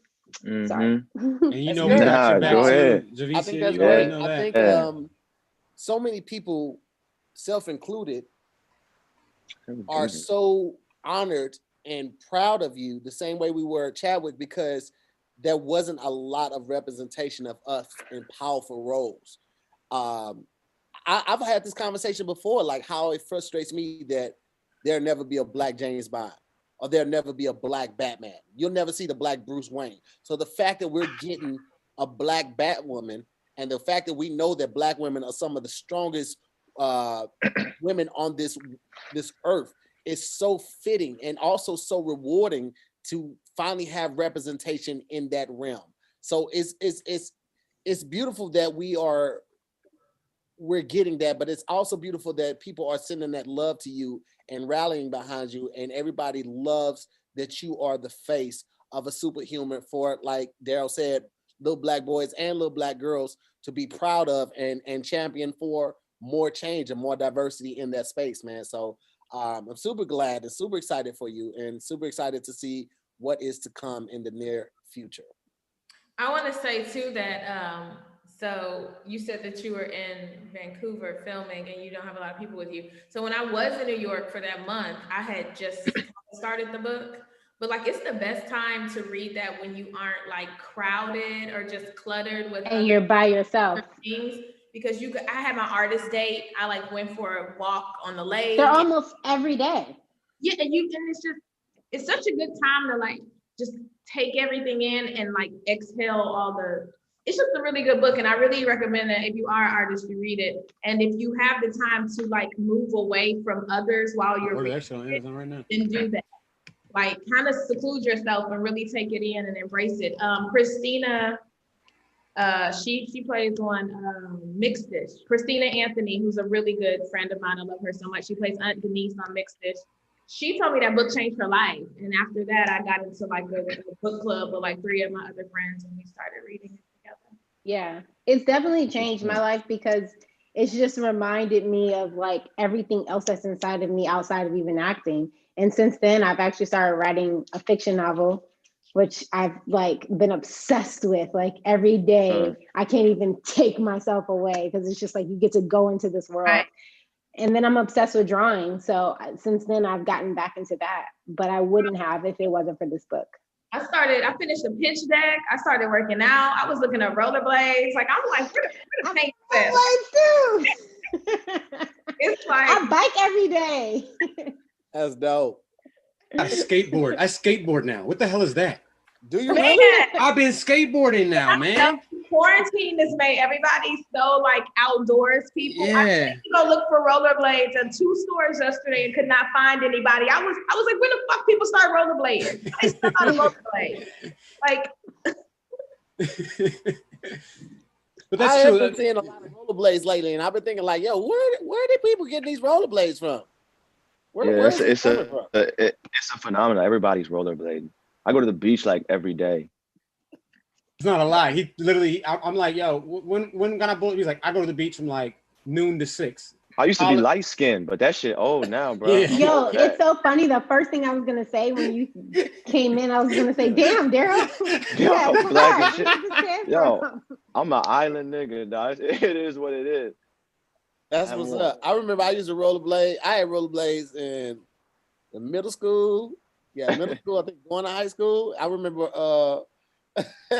I was in all city band, right? So I'm in all city band, and I played tennis. So I remember getting on the bus. I don't know why they let me get on the bus with rollerblades. And I'm not talking about a school bus. I'm talking about the bi-state bus in East St. Louis, Illinois. I got on a bi-state bus with rollerblades, and I got a tenor saxophone, and I also got a tennis bag with my rackets and my balls and all that because I had tennis practice right after I had all city practice. So I'm on that shit, and I'm trying to rollerblade with this big ass instrument case and this big ass tennis bag, and I was just like, I thought that was the best thing. I'm like, yes, that way I don't have to waste any time, running. I can just rollerblade, get that fast. In hindsight, I'm thinking back, I bet everybody on the bus was like, look at this goof ass nigga right here, boy. Hey, this boy goof ass fuck, boy. Lame ass nigga. Get your big look at that. There's no way to look cool holding a saxophone, tennis rackets on skates. It was so dumb. It's crazy how you could do all of that stuff when you was a kid, though, and it was nothing. I tried to rollerblade and walk Judah at the same time. He had me like everywhere. Like I was scared for my life. Like you were a scene in a rom-com. You were like a scene in a rom-com, like a dummy. Right. Who tried to walk their dog on rollerblades? That was just something stupid. to the barista, and then they fall in love. Yeah, exactly. Whoops, my dog. I'm so sorry about my dog. I just thought rollerblading and walking my dog would be easy. Right. Oh, Hi, I'm Frank. Nice to meet you. Oh my God. Frank? Why can't his name be Jamal or something? I don't know. I just said Frank. Come on. It could be whatever you want it to be. We're going for Jamal or something. Hi, I'm Devon. Oh, yeah. Shit, I didn't say black people can't be named Frank, though. Yeah, exactly. No. I know mad Franks that are black. Frank Ocean is what is he, Cambodian? However, 90% of the time a script says Frank. Yeah. He is not black. He is not black. I ain't never met a white Marcus ever in my life. I know. I know white Jamal. Bow-legged, and he was fine. When we was in middle school, he was like the fine white boy that hung out with the black boys. His name was Marcus, and I knew he was fine because he used to get his shit faded. He was John B. You went to school with John B. That's what it sounded like. Well, Brandy, he technically wasn't white. You just said that he was a black. You basically said everything that he was. He was still culturally black. No, he was white. He was white. He came from the white family. He was getting lineups. That dude was black. I mean, yeah, but that's because his friends was black. His daddy wasn't even because his name was Marcus. Yeah. He had to get a shape He of had his no name, choice. Marcus. Yeah. Oh, shit. Stay over there, Darren. What are y'all most looking forward to coming out of quarantine? Shit, man, getting back on set, man. You know what Bro, I'm saying? I got so many. Aren't we technically? I missed the simple. Sorry. Brody, you go first, then Javicia, and then Daryl, then Brandy. Yeah, I was gonna say just getting back on set, man. Being able to travel and like really enjoy like the full excursions of all these places that have been closed down and all that. I mean, it's amazing like that we're doing all these outdoorsy things because that's all there is to do right now. You know what I mean? But there's so many other things that are just closed down right now that we can't get into. So for that and getting on set, man, would just make me so happy. I miss traveling for sure, and feeling safe to travel, and feeling like my country will let me back in if I travel. And I low-key just miss going to a dive bar, like the Dime. The Dime. Daryl don't bang with the Dime like that. Man, but that was everything for us. For years, we be banging. like, I know Brandy bangs with the Dime too. Man, one night I hung out with Brody. It would have to be like your birthday. I don't know whose birthday it was. It was probably my birthday because I spent every birthday. And I was like, what? You were like, I don't know where I went afterwards. I don't know how I ended up where I ended up. It was like crazy. It was like I saw you and then like you blacked out. And I was just like, are you okay? That's probably my birthday. Me? No, Brandon. Oh, I'm like, wait, I don't black out in public. It's probably my birthday. If I blacked out in public, it's probably my birthday. No, bro. Or it was a Tuesday, Brody. I was about to say, Brody, you blacking out in public is a normal thing. You're gonna black out after the Zoom. Brody, do you remember Opposite LA? Nope. Yeah, I do. I definitely do. I loved Opposite LA. Those were the parties. Let me tee you up for that. Tahir used to throw some of the most fire Thursday parties at the Bronson Bar. And with our man DJ Artistic on the wheels, and we'd pull up to that joint, and it'd be like a show into the party. So we go up there and tell our jokey jokes, and then that we just did the party. Somebody else was doing the jokes to the bar. Opposite LA was literally just everything opposite of LA. There was no bottle service, there was no wine, there was no dress code, none of that shit. We came and we danced. You got sweaty in that bitch. You walked in, you opened the door and the steam would come out. Like niggas walking out there, blue jean stains on the front of their t-shirts, neck all sweated out. You got the bacon neck on a fresh t-shirt. We danced in that bitch. People were still dancing like that, holding the shirt up to dance. Like it was that fire. Daryl and Brody, do y'all remember when we used to go to whatever party that was? And it would just be like me, you, Paul. Where was it at? I know it was like not too far from Brody's place. I remember Brody was being mad at us one time. Well, that's all the time. Sounds about right. Cha-Cha Lounge.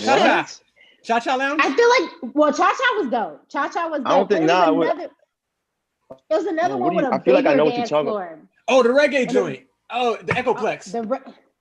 Oh man, Echoplex was everything. Yeah, it's Echoplex, yo. Yeah. We used to go to reggae night with Janae too. That was a lot of Brandy, let me tell you, you just got here like 3 years too late, yo. Because you would have already been. I could talk to my Chicago people. We had parties and shit too. We wasn't sitting in a motherfucking house, okay? But also, I don't know what y'all talking about. Brandy, did you ever go to the Room on the Room on what's Hollywood? It's on Cahuenga. I've been to the Room like 2 or 3 times. I was always real sober whenever I went, and they was playing reggae music, and I don't like reggae music. Oh, that changes everything, Brandy. We all fuck with reggae music. You don't like reggae music? I'm gonna tell you, like for real, before Chicago, I was in Florida. I need like T.I., Gucci Man, Lil Boosie. I'm that type of. But the reggae club, set it off in this motherfucker. Like that's what I want. I want to jump up on some shit, you know. Well, I'm kind of with you, Brady. I can go to like a commercially reggae club, but when it's reggae, like when it's like motherfuckers doing the wheelbarrow move, like that shit, I'm like, oh, that's too reggae. Oh, that's real. That's real. I love it. I love it. Daryl was my dance partner for like all 2012, 2013. We see each other at a reggae party, like, you ready? I'm ready. Let's go. It's that time. I was so jealous. I was so pissed off. He hated it. I was like, that's my friend, dog. Dog, we've grown so much. Oh, that's hilarious, man. Damn. And these fools can dance to here. They can dance. They can. I was like, I did not know these niggas were Jamaican, yo. Like they do. I seen Daryl and Javicia do moves. I was like, yo, like I don't really care what loved one do. Daryl would act like we were in a Sean Paul video. This dude would like pick me up, turn me around, one leg would be right here. I'm like, yo, I think that's how we got introduced. It was like that was how we got introduced. Bro, I'd look over on the dance floor, and all of a sudden they had dreads. Like, I just look around, like, hold on, where the fuck they get them dreads from? Like these. But you know why? It was because I don't know if y'all know this, but like, Brody is the reason why I moved to LA. I had made a decision in 2011 that I was going to pursue acting no matter what, and I bought a one-way flight to LA. And January came around, that was a one-way flight, but I couldn't stay because I had some other business I had to finish first. And so I hit up Brody. Brody let me stay with him. That's when I met you, Daryl. You had walked in because you guys are getting ready to film a Monday, Wednesday, Friday project. Oh. Yes, that was when I met you. That's when I met Tall. That's when I met all of them. And then Brody threw a party when I was there. And I was like, what is this? Like 2 or 3 apartments had their doors open, and we were like walking through apartments. That's when I met Jay, with long hair, all of that. Yeah. And that's around the time like you and I would meet up and like literally just be dancing for hours. That was good times. Oh, that was crazy. I can't party like that no more though. I gotta be honest with y'all. Like I'm not staying out at the club to 4, 5 in the morning. Like I know there's some after hour spots. I might have that in me 1 or 2 nights a year, but like just regularly, just out to 3, 4 in the morning at the nah. I'm not shutting down no bars no more, man. I can't do it no more, man. I went out on Saturday night, got home at 1:30 and was still out of it all day Sunday.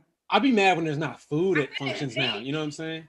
But like when you've been in quarantine this long, I went on a girls trip and we went to like Joshua Tree, or I think yeah.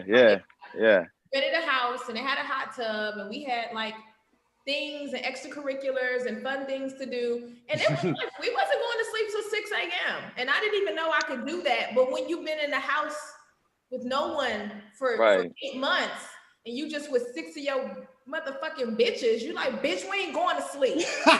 Hold on, Brady, because it's got so much energy.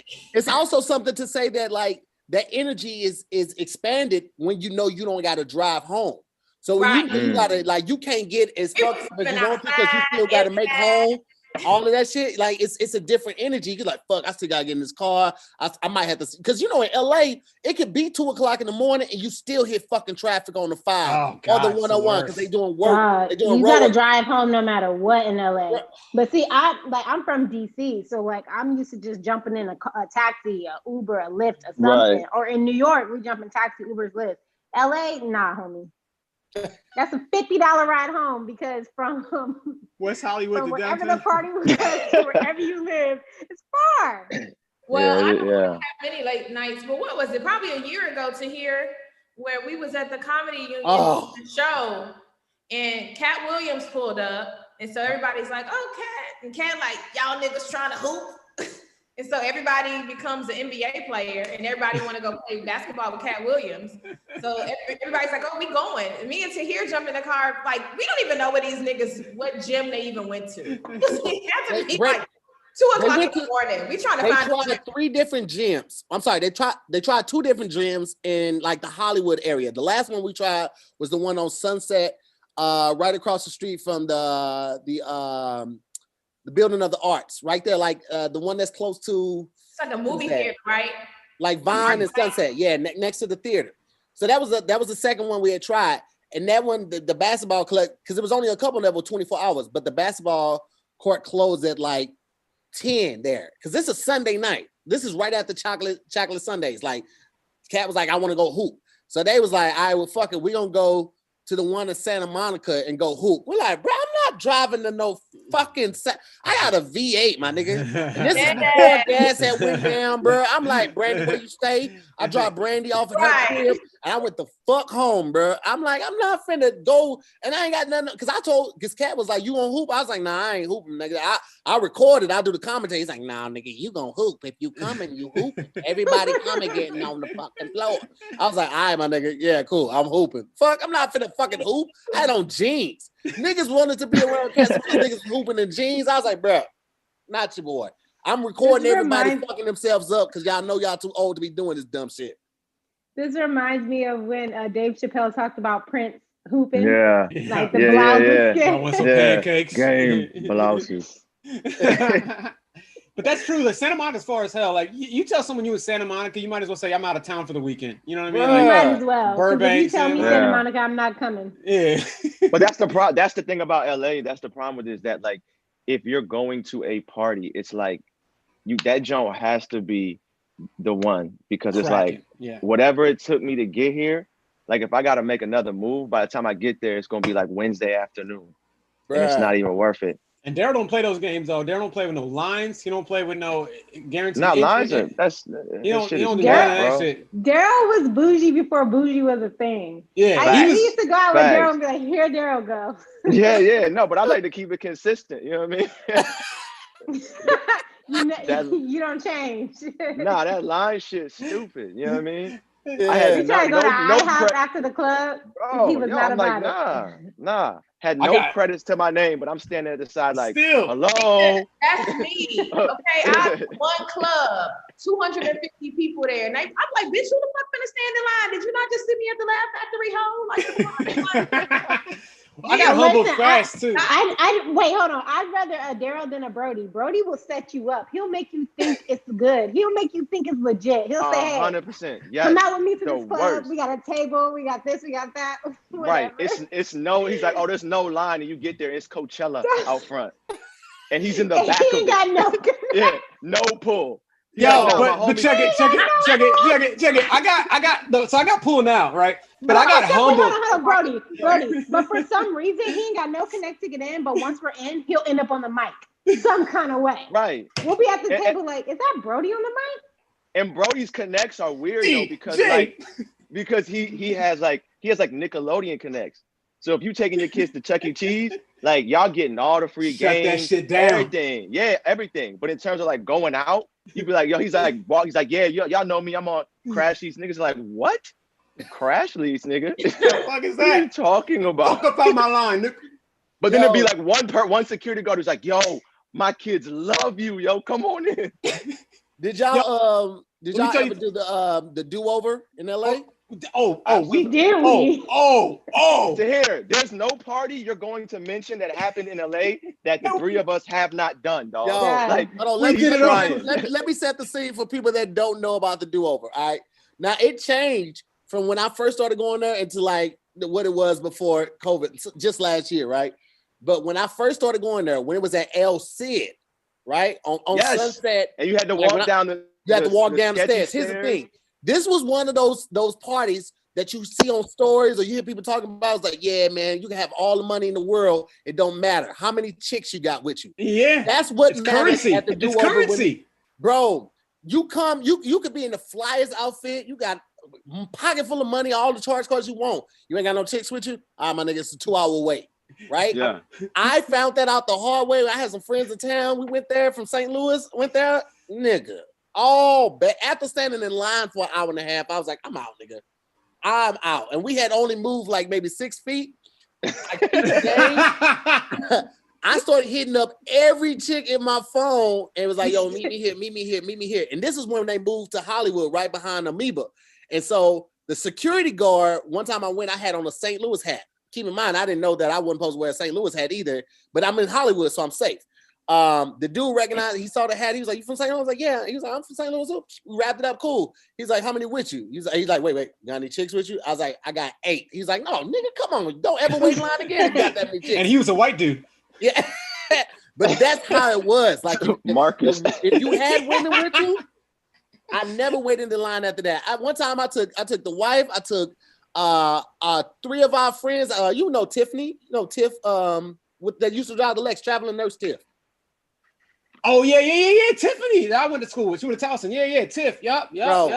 Me, Tiff, Kendra, Farron, bro. We went in there deep, bro, and I never had to wait in line again because it would just be me. I would be the only guy, but I had 4 or 5 women with me. I would never wait in line again. And to do over. I got so humbled when I first moved out to LA. I had super juice in DC. You know what I'm saying? I was working at the radio station. I was on air. You know what I'm saying? At WPGC. That's kind of around the time I met Javicia actually. And then I came out to LA, and I was like, I remember going to the club. I think it was called like My House or some shit. Right?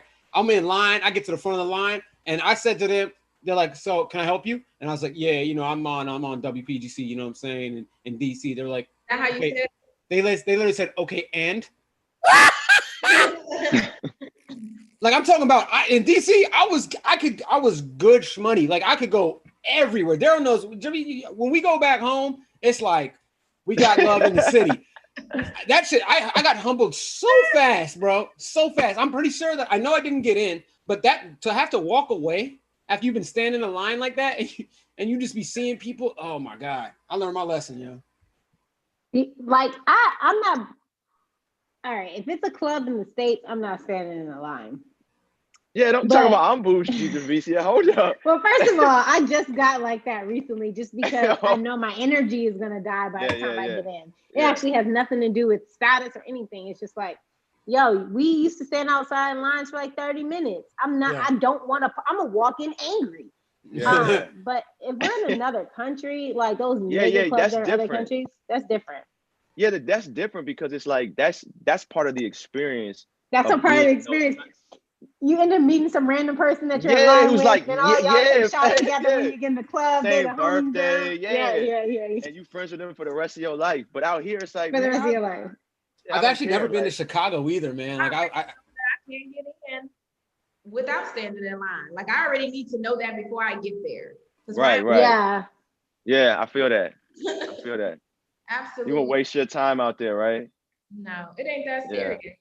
Dude, and I remember this is another thing, interesting moment. Like Tahir was saying, the females become currency at these clubs because I remember one time, this is when I went out with Nikki, Daryl, we went to the club and I remember this guy came out and he was like, there's people standing outside waiting to get in and everything. This dude came out, he said, listen, if you're not a hot chick or a dude behind a table, you're not getting in. And then he was like, all right, ladies, you come this way. There was 2 other girls standing. She was like, what about us? She's like, I'm sorry, ma'am, you're not a hot chick. This girl was like, you ain't a hot nigga. You ain't a hot nigga. Kept backing up. Like I could have got hit by a car. She backed up all the way from the club into like, you ain't a hot nigga. And he was like, nope, you're still not getting in. Yo, LA is the first time I ever saw some shit like that happen before. Like in DC, I worked at the nightclub. So if I had a homegirl that may not have been like whatever standard the stupid clubs expect, I wouldn't have known because they were my friends and I worked there, they can get in. I went to a club in DC with my best friend, and then she brought her homegirl, and her homegirl was like, she was like a big, beautiful woman. Like she was like bad, but you know, she's a little thick, and there's not even a butt. Like I'm here for that, right? We get to the club, and the guy that I know that was getting us in for free or past the line and everything pulled me to the side and was like, I can get all your friends in except for her. I was like, well, we not coming. You're like, well, see you tomorrow. And that was like my first year in LA. And it really made me hate LA. When I first came out here, one of my friends who's like, he's a celebrity. He had, we're really close. He invited me to the club. And I didn't know, because I had just moved here, that I couldn't bring the other 2 girls I was hanging out with. So I brought my 2 homegirls that was already with me, right? And when I got there, what I realized was they were not letting Black women in. They were not letting Black women in. It was like they had all the Black women held off. He had to come to the door and get me. And other girls was on some other shit. They was like, I didn't even know them like that. So he pulled me in. I went with him. I realized it was all white. Left them. I left them, but they was doing shit I wasn't into. And I was like, this my nigga for real. I know him. So I'm going with him because y'all on some other shit. Y'all doing LA stuff. And so I realized when I got in that it was only white women in there, and I could hear the Black women yelling at the bouncers like, fuck y'all racist, blah, blah, blah. And then I was like, yo, they really not letting Black women in. And the only reason I got in is because he's famous. Like, what the fuck? Oh, that's so crazy. Here's the craziest thing about that, right? You wait in that line to get inside this club, and aesthetically it might be beautiful, but realistically, it's no different from any other club you've been into. Like, it's not like it's money falling from the sky that's specifically for you. It's not like they can have people like the waitresses are flying, you know what I'm saying? Or you have amazing drink service, or you don't have to wait for anything. It's no different from any other club. It's just how they present it like that. And that's why I like that's why I like dive bars. That's why I like bars and lounges. Do you know how crazy it is to roll up to a club and hear our music like blasting? You know what I mean? Hear hip hop blasting, whatever it is, blasting. And then you walk into a club, they're not letting any Black people in who created the music, but it's all of y'all in there. Like that's crazy. There's just I'm well, that's the thing that we used to do. Well, Brody used to like use me because the thing about security at clubs is that I just so happened to be a part of projects that like security would always love. So stuff like The Wire, they love it. So it could literally be going to a club and Brody be like, yo, just pull up. I'd be like, what, bro? It's like a supper club and it's somebody's birthday. It's like, we're not gonna get in there. And we pull up and security's like, yo, man, that's the little nigga from the rock. Oh, come on. And we have like 2 to 3 dudes and they would just let us in. People be like, what the fuck? So that's when I really knew that Brody wasn't shit. Because he actually he'd be like, yeah, he'd be like, oh, security, man. Like, and you start to realize that like the actual people that matter, you could say it's whatever, but it's like if security fucks with you, you good money anyway. Money. Yeah. You know what I'm saying? Yeah. And so like you start to see how you can just go to certain places because like in New York, like if I ever need my ego stroke, I would go to New York because Power is such a New York show. It embodies that city. It has become like the lifeblood of that city. And it's so big there. So the last time I was there, I'm like literally everywhere I went, it's people screaming on the street, Roller, yo, that's Roller. Yo, come on, man. Like clubs are closing down. And they're like, yo, I'm like, oh, y'all closed. She's like, nah, come on. I'm like, man. Like you're telling Daryl, Brandi's on Power too. I feel like your character is, so I have a recurring character, but she only got like 2 scenes every episode, right? And so you still on there. Don't try to minimize it. That's but no, but I really wish that she was more of like this bigger person because people don't know who the fuck I am, and because they always put wigs on me, they put purple wigs on me, green wigs on me, blue wigs on me. They never let me wear my real hair, and they always have me on there looking like I do drugs on the side. And so she be looking crazy, right? She wear wigs, so I look like a cracked out stripper. Yeah. And so the only place I've ever gotten somebody to show me love was literally in a Miami strip club, and the strippers was like, bitch, you us. Yo, is that? No. What was it? 11? Was it the club 11, the 24-hour one? No. Tootsie's? It's not. If the name comes to me, I'll KOD. Because I had King of Diamonds. Definitely not KOD. Yeah, because 11. But that's what. Yeah, they would give me free line dances and everything, and I was like, eventually I had to be like, thank you, I'm good. But like it was so great. Yeah. Model. They gave me a section. That's what I'm telling you. That's what I thought because it was. You just came to use the restroom. In Miami, I was saying in Miami, when I was out there for a film festival, like we walked up to the club and they brought us in the club. As soon as we got in, and they were like, "Yo, man, you want this table? Like we got drinks," and they had their money, and I'm like, "Yo," and they're like, "Yo, man, like just take pictures, man. Like we love Power, like Roller, that's the character." And so like we just go everywhere, like literally every step. They're moving us to like the front of stuff, and I'm like, "Yo, this is not my city.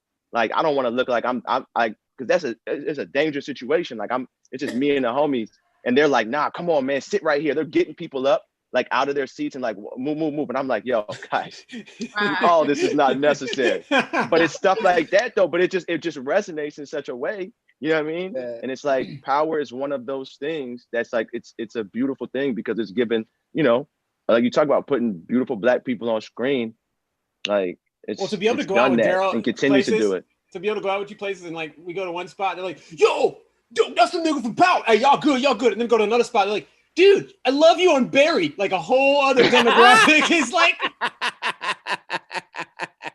And nigga Daryl got the market blocked. It'd be the same night, dog. You'd be two different people. Like, what the fuck is Power? What the fuck is Barry? You know what I'm saying? That's amazing, though. I you know what? For me, it still is humbling and surprising when people recognize me from anything.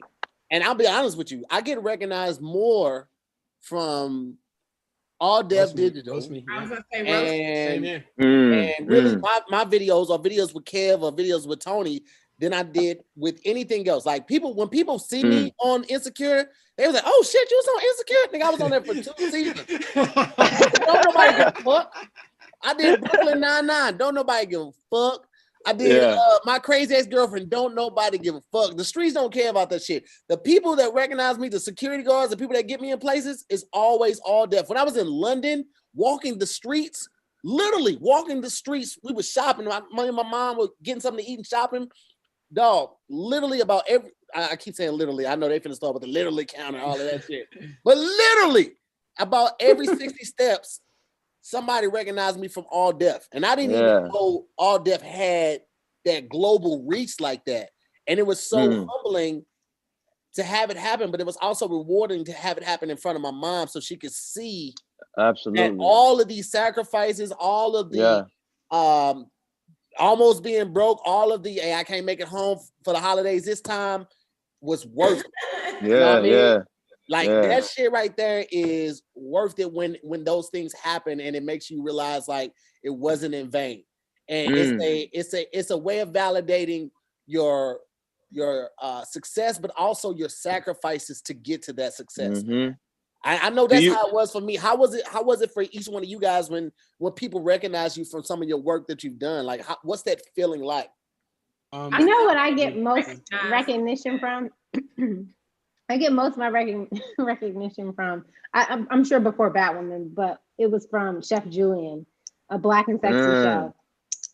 I have literally been in another country, and this Black couple ran up to me. They was like, "You Mel from Chef Julian." No shit, like, that's tight. It kind of teaches you, like, people think success is based off of, oh, you're in the theaters, or you're working with this actor, or you're in this film or this project, but like, it's not based off of that. Like, it's like, how do people connect to the content? And Black and Sexy created some content that Black people could really connect to. And because of that, you know what I mean? They have millions of followers. Because of that, that is really what kind of like started my journey in this whole industry. I get recognized from the same thing to here. So of course, like I've done a lot of work for BET. I actually was a guest host for 106 in Park. You know, I was on that episode with Karuchi, bro. Yeah. Where that went all over the place. People don't recognize that. They recognize me from Roast Me. And the unfortunate thing about that is that when your boy's skin would be all fucked up, I'd have acne and shit. So people think that I'm just this prepubescent, eternal acne thing. They don't understand. Like, I would literally tell you know me from years, man.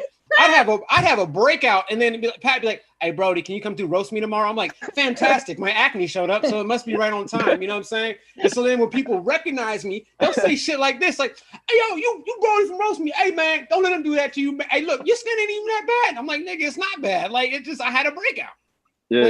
But it's gotten me in like places. You know what I'm saying? And I've you know, of course, from the stand-up stage, you know, sometimes occasionally people will recognize me from, you know, from stand-up or things they've seen.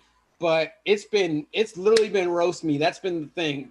Like fucking Nickelodeon, fucking BET. It's been All Deaf Roast Me has been the thing. Yeah. That's that nigga Brody, but I don't recognize him out the acne. Shut up, Brody.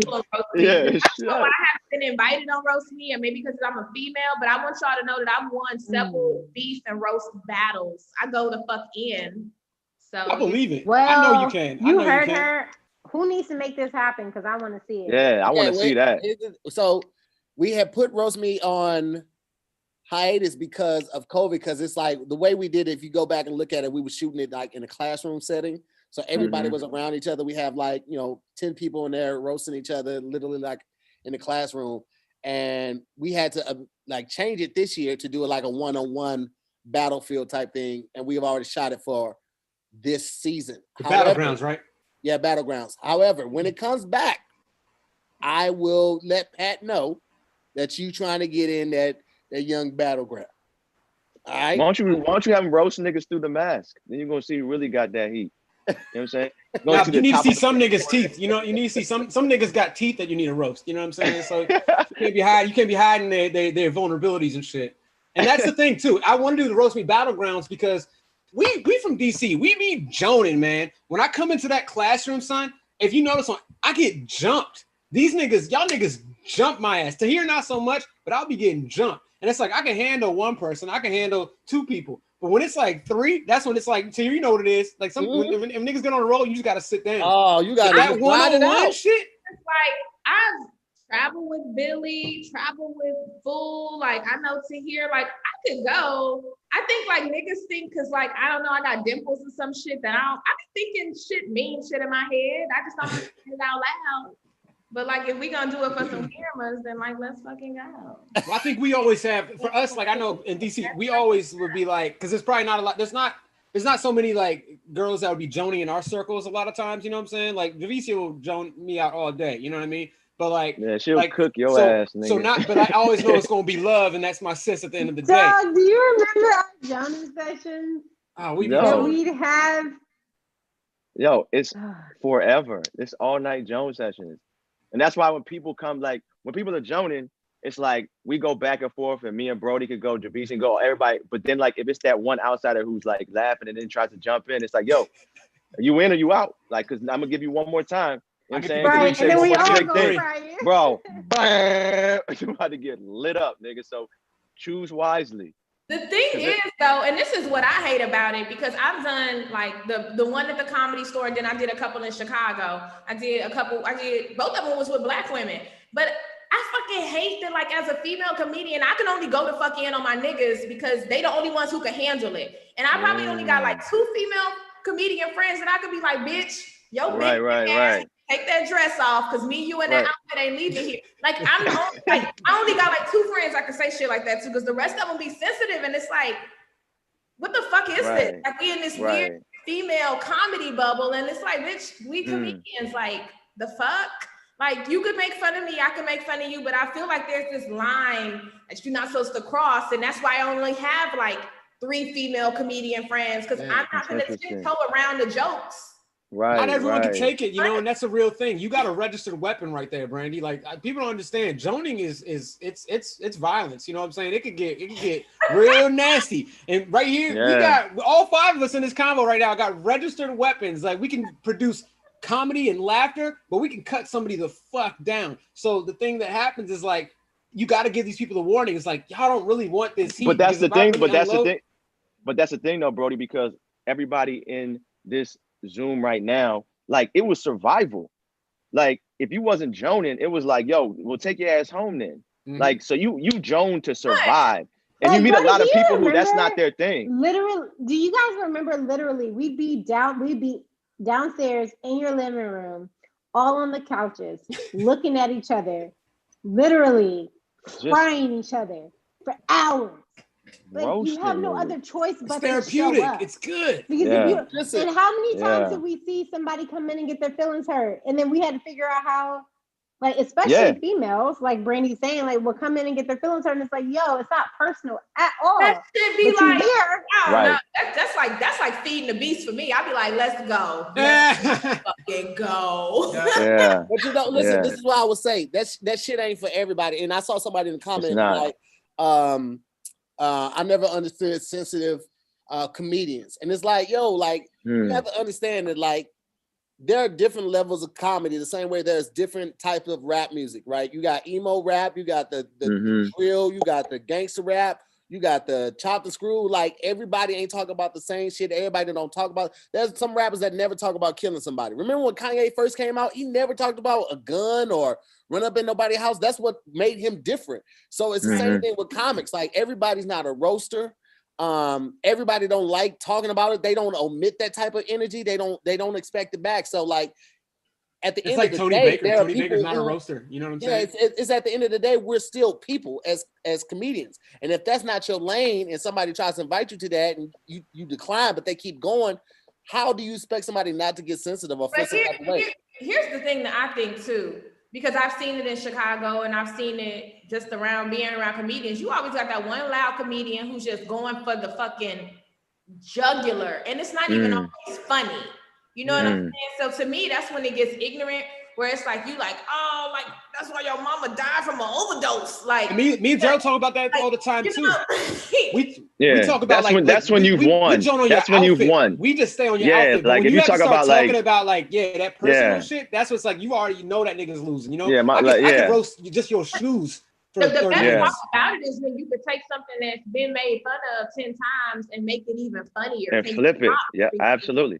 Absolutely. Listen, I thought I had heard every freckle joke that was to be said about me, right? This nigga Lance Woods told me I looked like I looked up and it was raining ballpoint pens. I can think of one right now, but I ain't gonna say it. Do it, Brandy. Do it. Go ahead, Brandy. Show him what's about to happen on that roast me. I'm not gonna do that. Come on, Brandy. Girl, you better show up. Your freckles.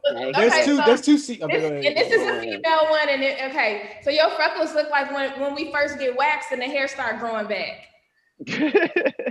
My favorite to your roast, I got you one time with this. I said you look like a nigga that's inside of a barrel or some shit. You know what I'm saying? That peeking out. You remember that one? I can't remember how I said it. It was something. It was so many freckle jokes. I don't remember half of them, but that ballpoint pen, that's shit hilarious. Stuck with me. That shit. I think the thing about what you said about people being sensitive to here, I absolutely understand that. My only issue is with people who jump in and then they get sensitive afterward. It's like, yo, don't jump in if you wasn't ready for that smoke. You know what I mean? If you never jumped in and then I start joning, and it's like that's not necessary. But once you jump in there, like once you in the Lions, then it's like don't try to climb out that joint. Like it's you fool. And they now. come for us, man. People come for me. They come for Daryl because they think like, all right, like I was shorter growing up. You know what I'm saying? So that was my defense mechanism, like being funny or joning. You know what I'm saying? I could still hang tight with everyone because I still had like I had these roast hands basically, And so people don't think me and Daryl can jump, and then they start coming at us. We're like, all right, cool. We look like a few slide, and then when it comes in, then niggas are like, they can't handle the heat. It's weird. Who was that we we used to like niggas used to like leave parties because we'd be joning. It's like, nigga, where you going? Then we follow them to their car and continue roasting these niggas till they get in their car, and we would have run after the car if we could. And continue roasting. Yo, I'm just saying though. That's bullying behavior. But it's never, we have never instigated this shit. Like if I start, me and Brody will go. Me and Javicia will go. But then it's always that third or fourth party person who's like, oh yeah, haha. And it's like, all right, cool, nigga. Welcome to the party. And then they're like, nah. Yeah, that laugh was a little too hardy, huh? What's up with that laugh, huh? Yeah, you got a little too excited with that one. So now you in it. Man, you laugh too hard at somebody else's joke. Oh yeah, it's a wrap.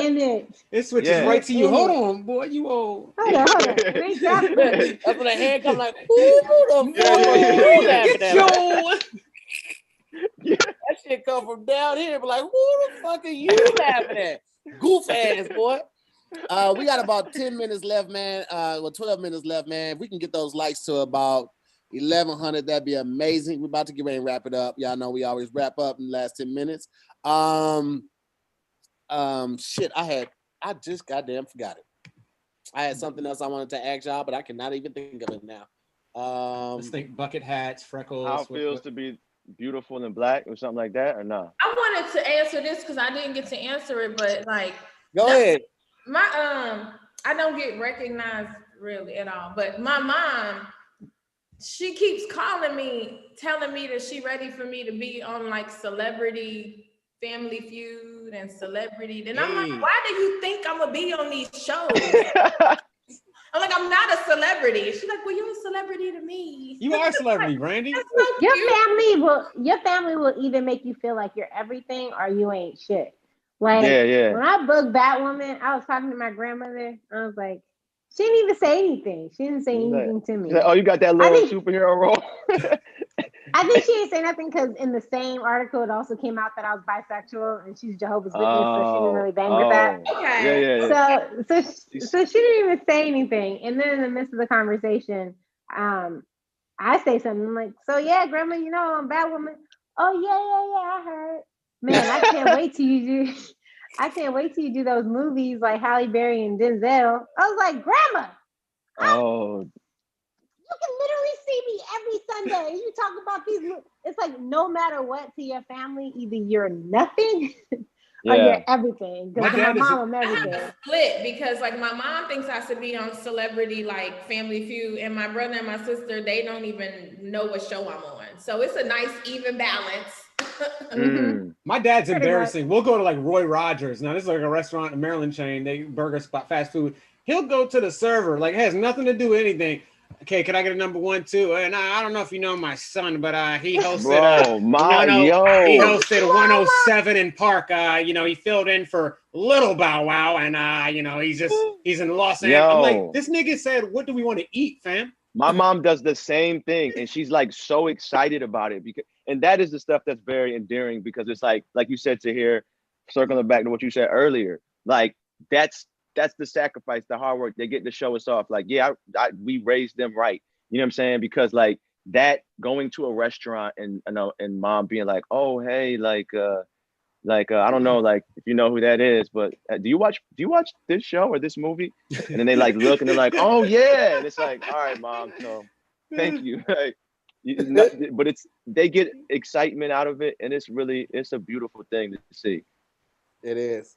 That is. All right, so it's the last 10 minutes. This is the wrap up part right here. My dog. This is where we tell everybody. This is my man. Come here. If you want to thank anybody, if they blessed your Cash App, you can do that right here. Again, all your information is in the description below. But like, if you got a show coming up, you want to tell people about, or you just put out a project you want to tell people about, or you got a funny Instagram post you want to tell people about, this is the time to do it. So, Brody, since you've done it before, once you go, let's go. Brody, BRANDI, Daryl, and Javicia. Who's Javicia? Who's Javicia? What did I say? You said Javicia. I'm sorry. You got to tuck your tongue in when you say it next time. Tuck your tongue in. Yeah, I'm sorry. I said it right the whole night, and then at the end, just my tongue was like, "Nigga, fuck you." And I was like, "You right. Yeah. Javicia, I'm sorry. Go ahead, Brody. Yeah. So I'm actually hosting a new show, a daily show on the Caffeine Network. It's like kind of like a Twitch new platform, and I'm hosting a daily pop culture show with Lulu Gonzalez. So you can check out with me 2 p.m. Monday through Friday Pacific time, man. Come pull up, y'all. All right. Anybody hit your Cash App? You want to tell them? Oh, my Cash Apps is with hashtag BroadyTheJoker. So just, you know, I appreciate everything. I appreciate the donations. I appreciate the love. I appreciate the roasts. Everything that y'all doing, chat. I love y'all. Y'all just saying my name. I like it. You're putting it in the universe. I don't care. All right. BRANDI, what you got for the people?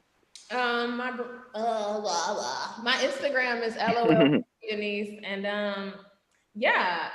just keep watching Power Book 2 when it comes back on. I'll be back on it. I got to do a scene with Method Man, and he is like really attractive in real life. Oh, that's my big brother right there. He's so nice. He was just that's. He kept pitching me jokes, which were like not good, but it was a lot of fun working with him. He's the best. He's like always so great working with an actor. It's like I could be funny, and I'm like, nigga. But anyway, he is funny. So I have he's that, a great person. And just follow me on social media. I'll be like posting stuff. So I just did this, and it's not on there anymore. But like 2 nights ago, my boyfriend came to pick me up just to hang out, and I like dead ass, full face makeup, full hair, put on a ball gown, and was just like, hey. So I just did shit like that, and I was like, we had a party to go to, and he's just like, what are you talking about? And I recorded his reaction, and then I had a photo. That's incredible. Just do weird stuff. That's amazing. That's fantastic. All right, Daryl, what you got for him? I have you got a big one, son. I had a film I did, called Silk Road that should be coming out top of next year. I got a film called Judas and the Black Messiah, about Fred Hampton and the Black Panther Party, which has changed my life and is an extremely important film that I can't wait for everybody to see. It's supposed to come out this year, but pandemic. And then I got a trilogy with Fox that's actually going to be a Netflix trilogy now, coming out in the summer, called Fear Street. It's a R.L. Stein trilogy. Hey. And then I got a bunch of, there's some stuff I really, not even trying to sound like some actory nigga, like, but there's some really, really big shit about to happen that like the deal is still waiting to close, but like I can't wait to tell everybody about it. But yeah, it's exciting time. Here we go, brother. I love to hear it. Yeah, man. Okay. Daryl be working. He be working. Hey, I'm trying. He be under the radar with it too. Yeah, dog. Because he don't tell nobody because he's always working, so I had to just go to his IMDb page for updates. That's how I update with Daryl. I've been having to be that aggressive with certain people too. You my brother to here, so you know it's love, baby. Come on, man. Yeah, Rudy. I just rapped with Rudy 2 nights ago, so we got some shit on the way too. Yeah, so you know that was a good plug. I appreciate yes. I'm so glad I was able to make that happen, man. 2 great brothers, man. That's awesome, man. Javicia, Batwoman, what you got for it? Well, first of all, I can't wait for Judas and the Black Messiah. Yeah, man. Literally, when I saw that preview, then I saw Daryl. Chills, yo. Like, thank you. No, it's exciting. It's very exciting. You're doing something that matters. Like, I mean, we do a lot of work, and all of our work matters because we work our behinds off to get it. But to be able to be blessed with an opportunity to tell a story about our people and that it matters, it's really rare. It's like we fight for those moments. No, but it makes sense because I feel like a lot of your career has been like that. Oh yeah, I've been very strategic. I've turned down a lot of stuff because I want it to be right. So you know, it's paying off, and it's a blessing. And I appreciate you, BC. No, I love this shit. Sure. Man. Awesome. This makes me so happy. So for me, Family Business is going to come out with part 2, season 2, part 2, very soon. Always a Bridesmaid is still on Netflix. Killing it. Let's continue to stream that so we can get his views. That was my first romantic comedy. And then Batwoman. Batwoman comes out in January. So, you know. Have you had a birthday party? Have you had your surreal moment, Javicia? Like shooting it yet? Have you had that one moment where you had to stop and be like, oh shit? Like I've had it. I feel like I have it at least once a week. Like yeah. I fight. I do my stunts, and so there are moments where I just can't do them because there's not enough time. Right. But then there's like the moments where I'm like, I know that we're kind of pushing time, but it matters to me because I'm a fitness person. Like I do fitness, I do mixed martial arts. So if I'm gonna do this in my real life, like why would I not bring it to the table when it's time to? And so my stunt team is so amazing, and Marshall Virtue, who is our stunt coordinator, knows this about me. He knows how important it is for me to do my own stunts. So like, first of all, I don't know if anybody knows this, but I start the season off in Kate Kane was the old Batwoman. And I start the season off in her Batsuit, which is the cow that I posted on my Instagram. But in the 3rd episode, I make my own version of the Batsuit. Nice. And so this is the suit that the silhouette, you can tell it's a Black woman. And let's go. I love it.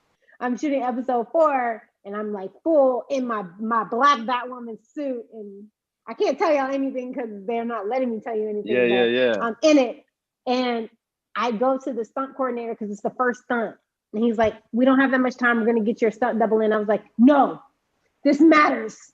I have to do this because it matters that this is represented for what it is, right? So we're fighting for a Black Batwoman. Like, let the Black Batwoman do this stunt, you know?" And so it's like a stunt where I shoot my grapple and I get pulled out of the scene. And it was just so cool. So the question at the beginning of this conversation was, do I have those moments? Do I have those moments where I feel like it's very surreal? And I have those moments very often, probably at least once a week. And there are moments like that where I get to fight for the things that matter to me, which is like, if I'm an action actress, I want to do my stunts. That's super dope. Boss. I'm so proud of all y'all, man. Like, just like this is dope. I know I told Tahir, like, this is the group that, you know what I'm saying, that I wanted to get together because I think that I knew we'd have a great vibe because we're all friends, you know what I'm saying? And obviously you guys are just meeting Brandy, but Brandy's been dope. I'm a fan of Brandy's already. Yeah, we shot a show together. I thought it'd be good chemistry because Brandy's, of course, you know, with power and everything, and you with power, but like this is us, y'all. This is real. This is like our vibes, man. And so I'm so glad to hear that you gave me this opportunity again to come join and rock with y'all, man, because this is great. I haven't seen Javicia since the whole quarantine. You know, me and Daryl just saw each other recently. And you won't see her again because she's a superstar. So I know it's a wrap. This might be the last time. You done, homie. First of all, let me tell y'all something. Brody has had a Android. His entire life. Yes. Yeah. Now that he finally has an iPhone, he can see me anytime he wants. Yeah. I said the same thing. I said the same. Brandy, we saw you put that whack ass phone up too. Get rid of that shit. Embrace the dark side, Brandy. I'm sick of that shit. Baby. It's you and like 3 other people that are fucking up group chats around the entire world. Okay? Everywhere. Just know that whoever you in a group chat with, we have a separate chat without your green bubbling ass. Okay? Look, Galaxy's the best phone. I'm sorry, it's the best phone. Y'all sheeple. I'm only on this because my Galaxy's broke. This is they're sheeple. Am I right, Brandy? They sheeple. I'll mute both of y'all ass right now on Mamas. I will. I will say this, man. When people are always talking about, yo, you should get such and such on the show. You should get such and such on the show. I need y'all to understand. Understand this right now. Daryl is a really amazing friend. Somebody I love hanging with, talking to. Since the quarantine, we may have talked 3 times. And that 3 times is probably within the last month. Brody, really good friend of mine. Since the quarantine, we may have talked outside of Zooming with the homies, maybe 4 or 5 times. And this is my first time meeting I'm sorry. Lavicia Jesley. My first time meeting Javicia. I thought Brandy was set back in Chicago. Okay, like I haven't seen Brandy any of this quarantine. So when people are like, yo, you got to get such and such on the show, trust me when I tell you I'm trying. But this show tonight took 3 weeks to lock in because of everybody's work schedule. Literally 3 weeks to get this show. Brody hit me up, was like, yo, my people will be great on the show. Boom, boom. I'm like, all right, cool, let's do it. Hit them up. Next week doesn't work for him. And then the week after that, it was good for Jay, but Daryl couldn't make it, right? So it took 3 weeks to get this fucking show planned. Trust me when I tell y'all, it's not because I'm not hearing y'all. It's not because I don't want to get the people on y'all suggest. It's literally timing and scheduling, man. So just give me a little grace with that, but I'm gonna try to get everybody on. Before we get out of here, man, I want to give a big shout out to the Rewatch Gangs, a group of people that rewatch all of the shows after it's already gone off. They come back when they get off work or whatever, and it happens, and I appreciate them for their support even after the fact. I get up in the morning, 7 o'clock in the morning, and the chat is still going. The live is still going because people start watching it an hour from now, 2 hours from now, and they just keep the chat going. Secondly, I want to give a shout out to my mods, MooreMods. They do an amazing job getting me all the information and also controlling the chat. People in the chat all night and just having a good time, and it is what it is. So y'all know I fumble. I'm sorry, I'm talking to the chat right now. Y'all know I be fucking up words. I be fumbling. That's what I do. Y'all be like literally counting all that shit. So what, nigga? I be fucking up. We've been talking for 2 hours. It's okay to fumble. Not only that, but like give a nigga some grace, which I hate that. Y'all just be hating. Y'all are so critical. I hope y'all that critical at y'all punk ass jobs where y'all be spilling shit and misspelling stuff in emails and shit. Next up, I want to give a shout out to LeBaron, Victoria Lewis, Janine Johnson, and I can't say your name. I'll just say Bueno. You got it in there. Bueno Dinero. Bueno Dinero. No the money. Okay. Thank y'all so much for watching another episode. Tomorrow we got another great episode for you guys. I want to thank my guests that came on tonight, man. It was an amazing group. Make sure you follow all of them. Support their work, man. Check them out what they got going on, man. And yeah, man, y'all love on each other. This has been another great show. We will see y'all tomorrow. Damn, I had an announcement. Oh, More Mob. I got a new show coming for y'all tomorrow. So be looking out for that if you guys are in More Mob. You subscribe to the Patreon. I'm posting a new show for you guys tomorrow. Thank y'all so much for watching. Y'all been amazing. Talk to y'all tomorrow. Peace.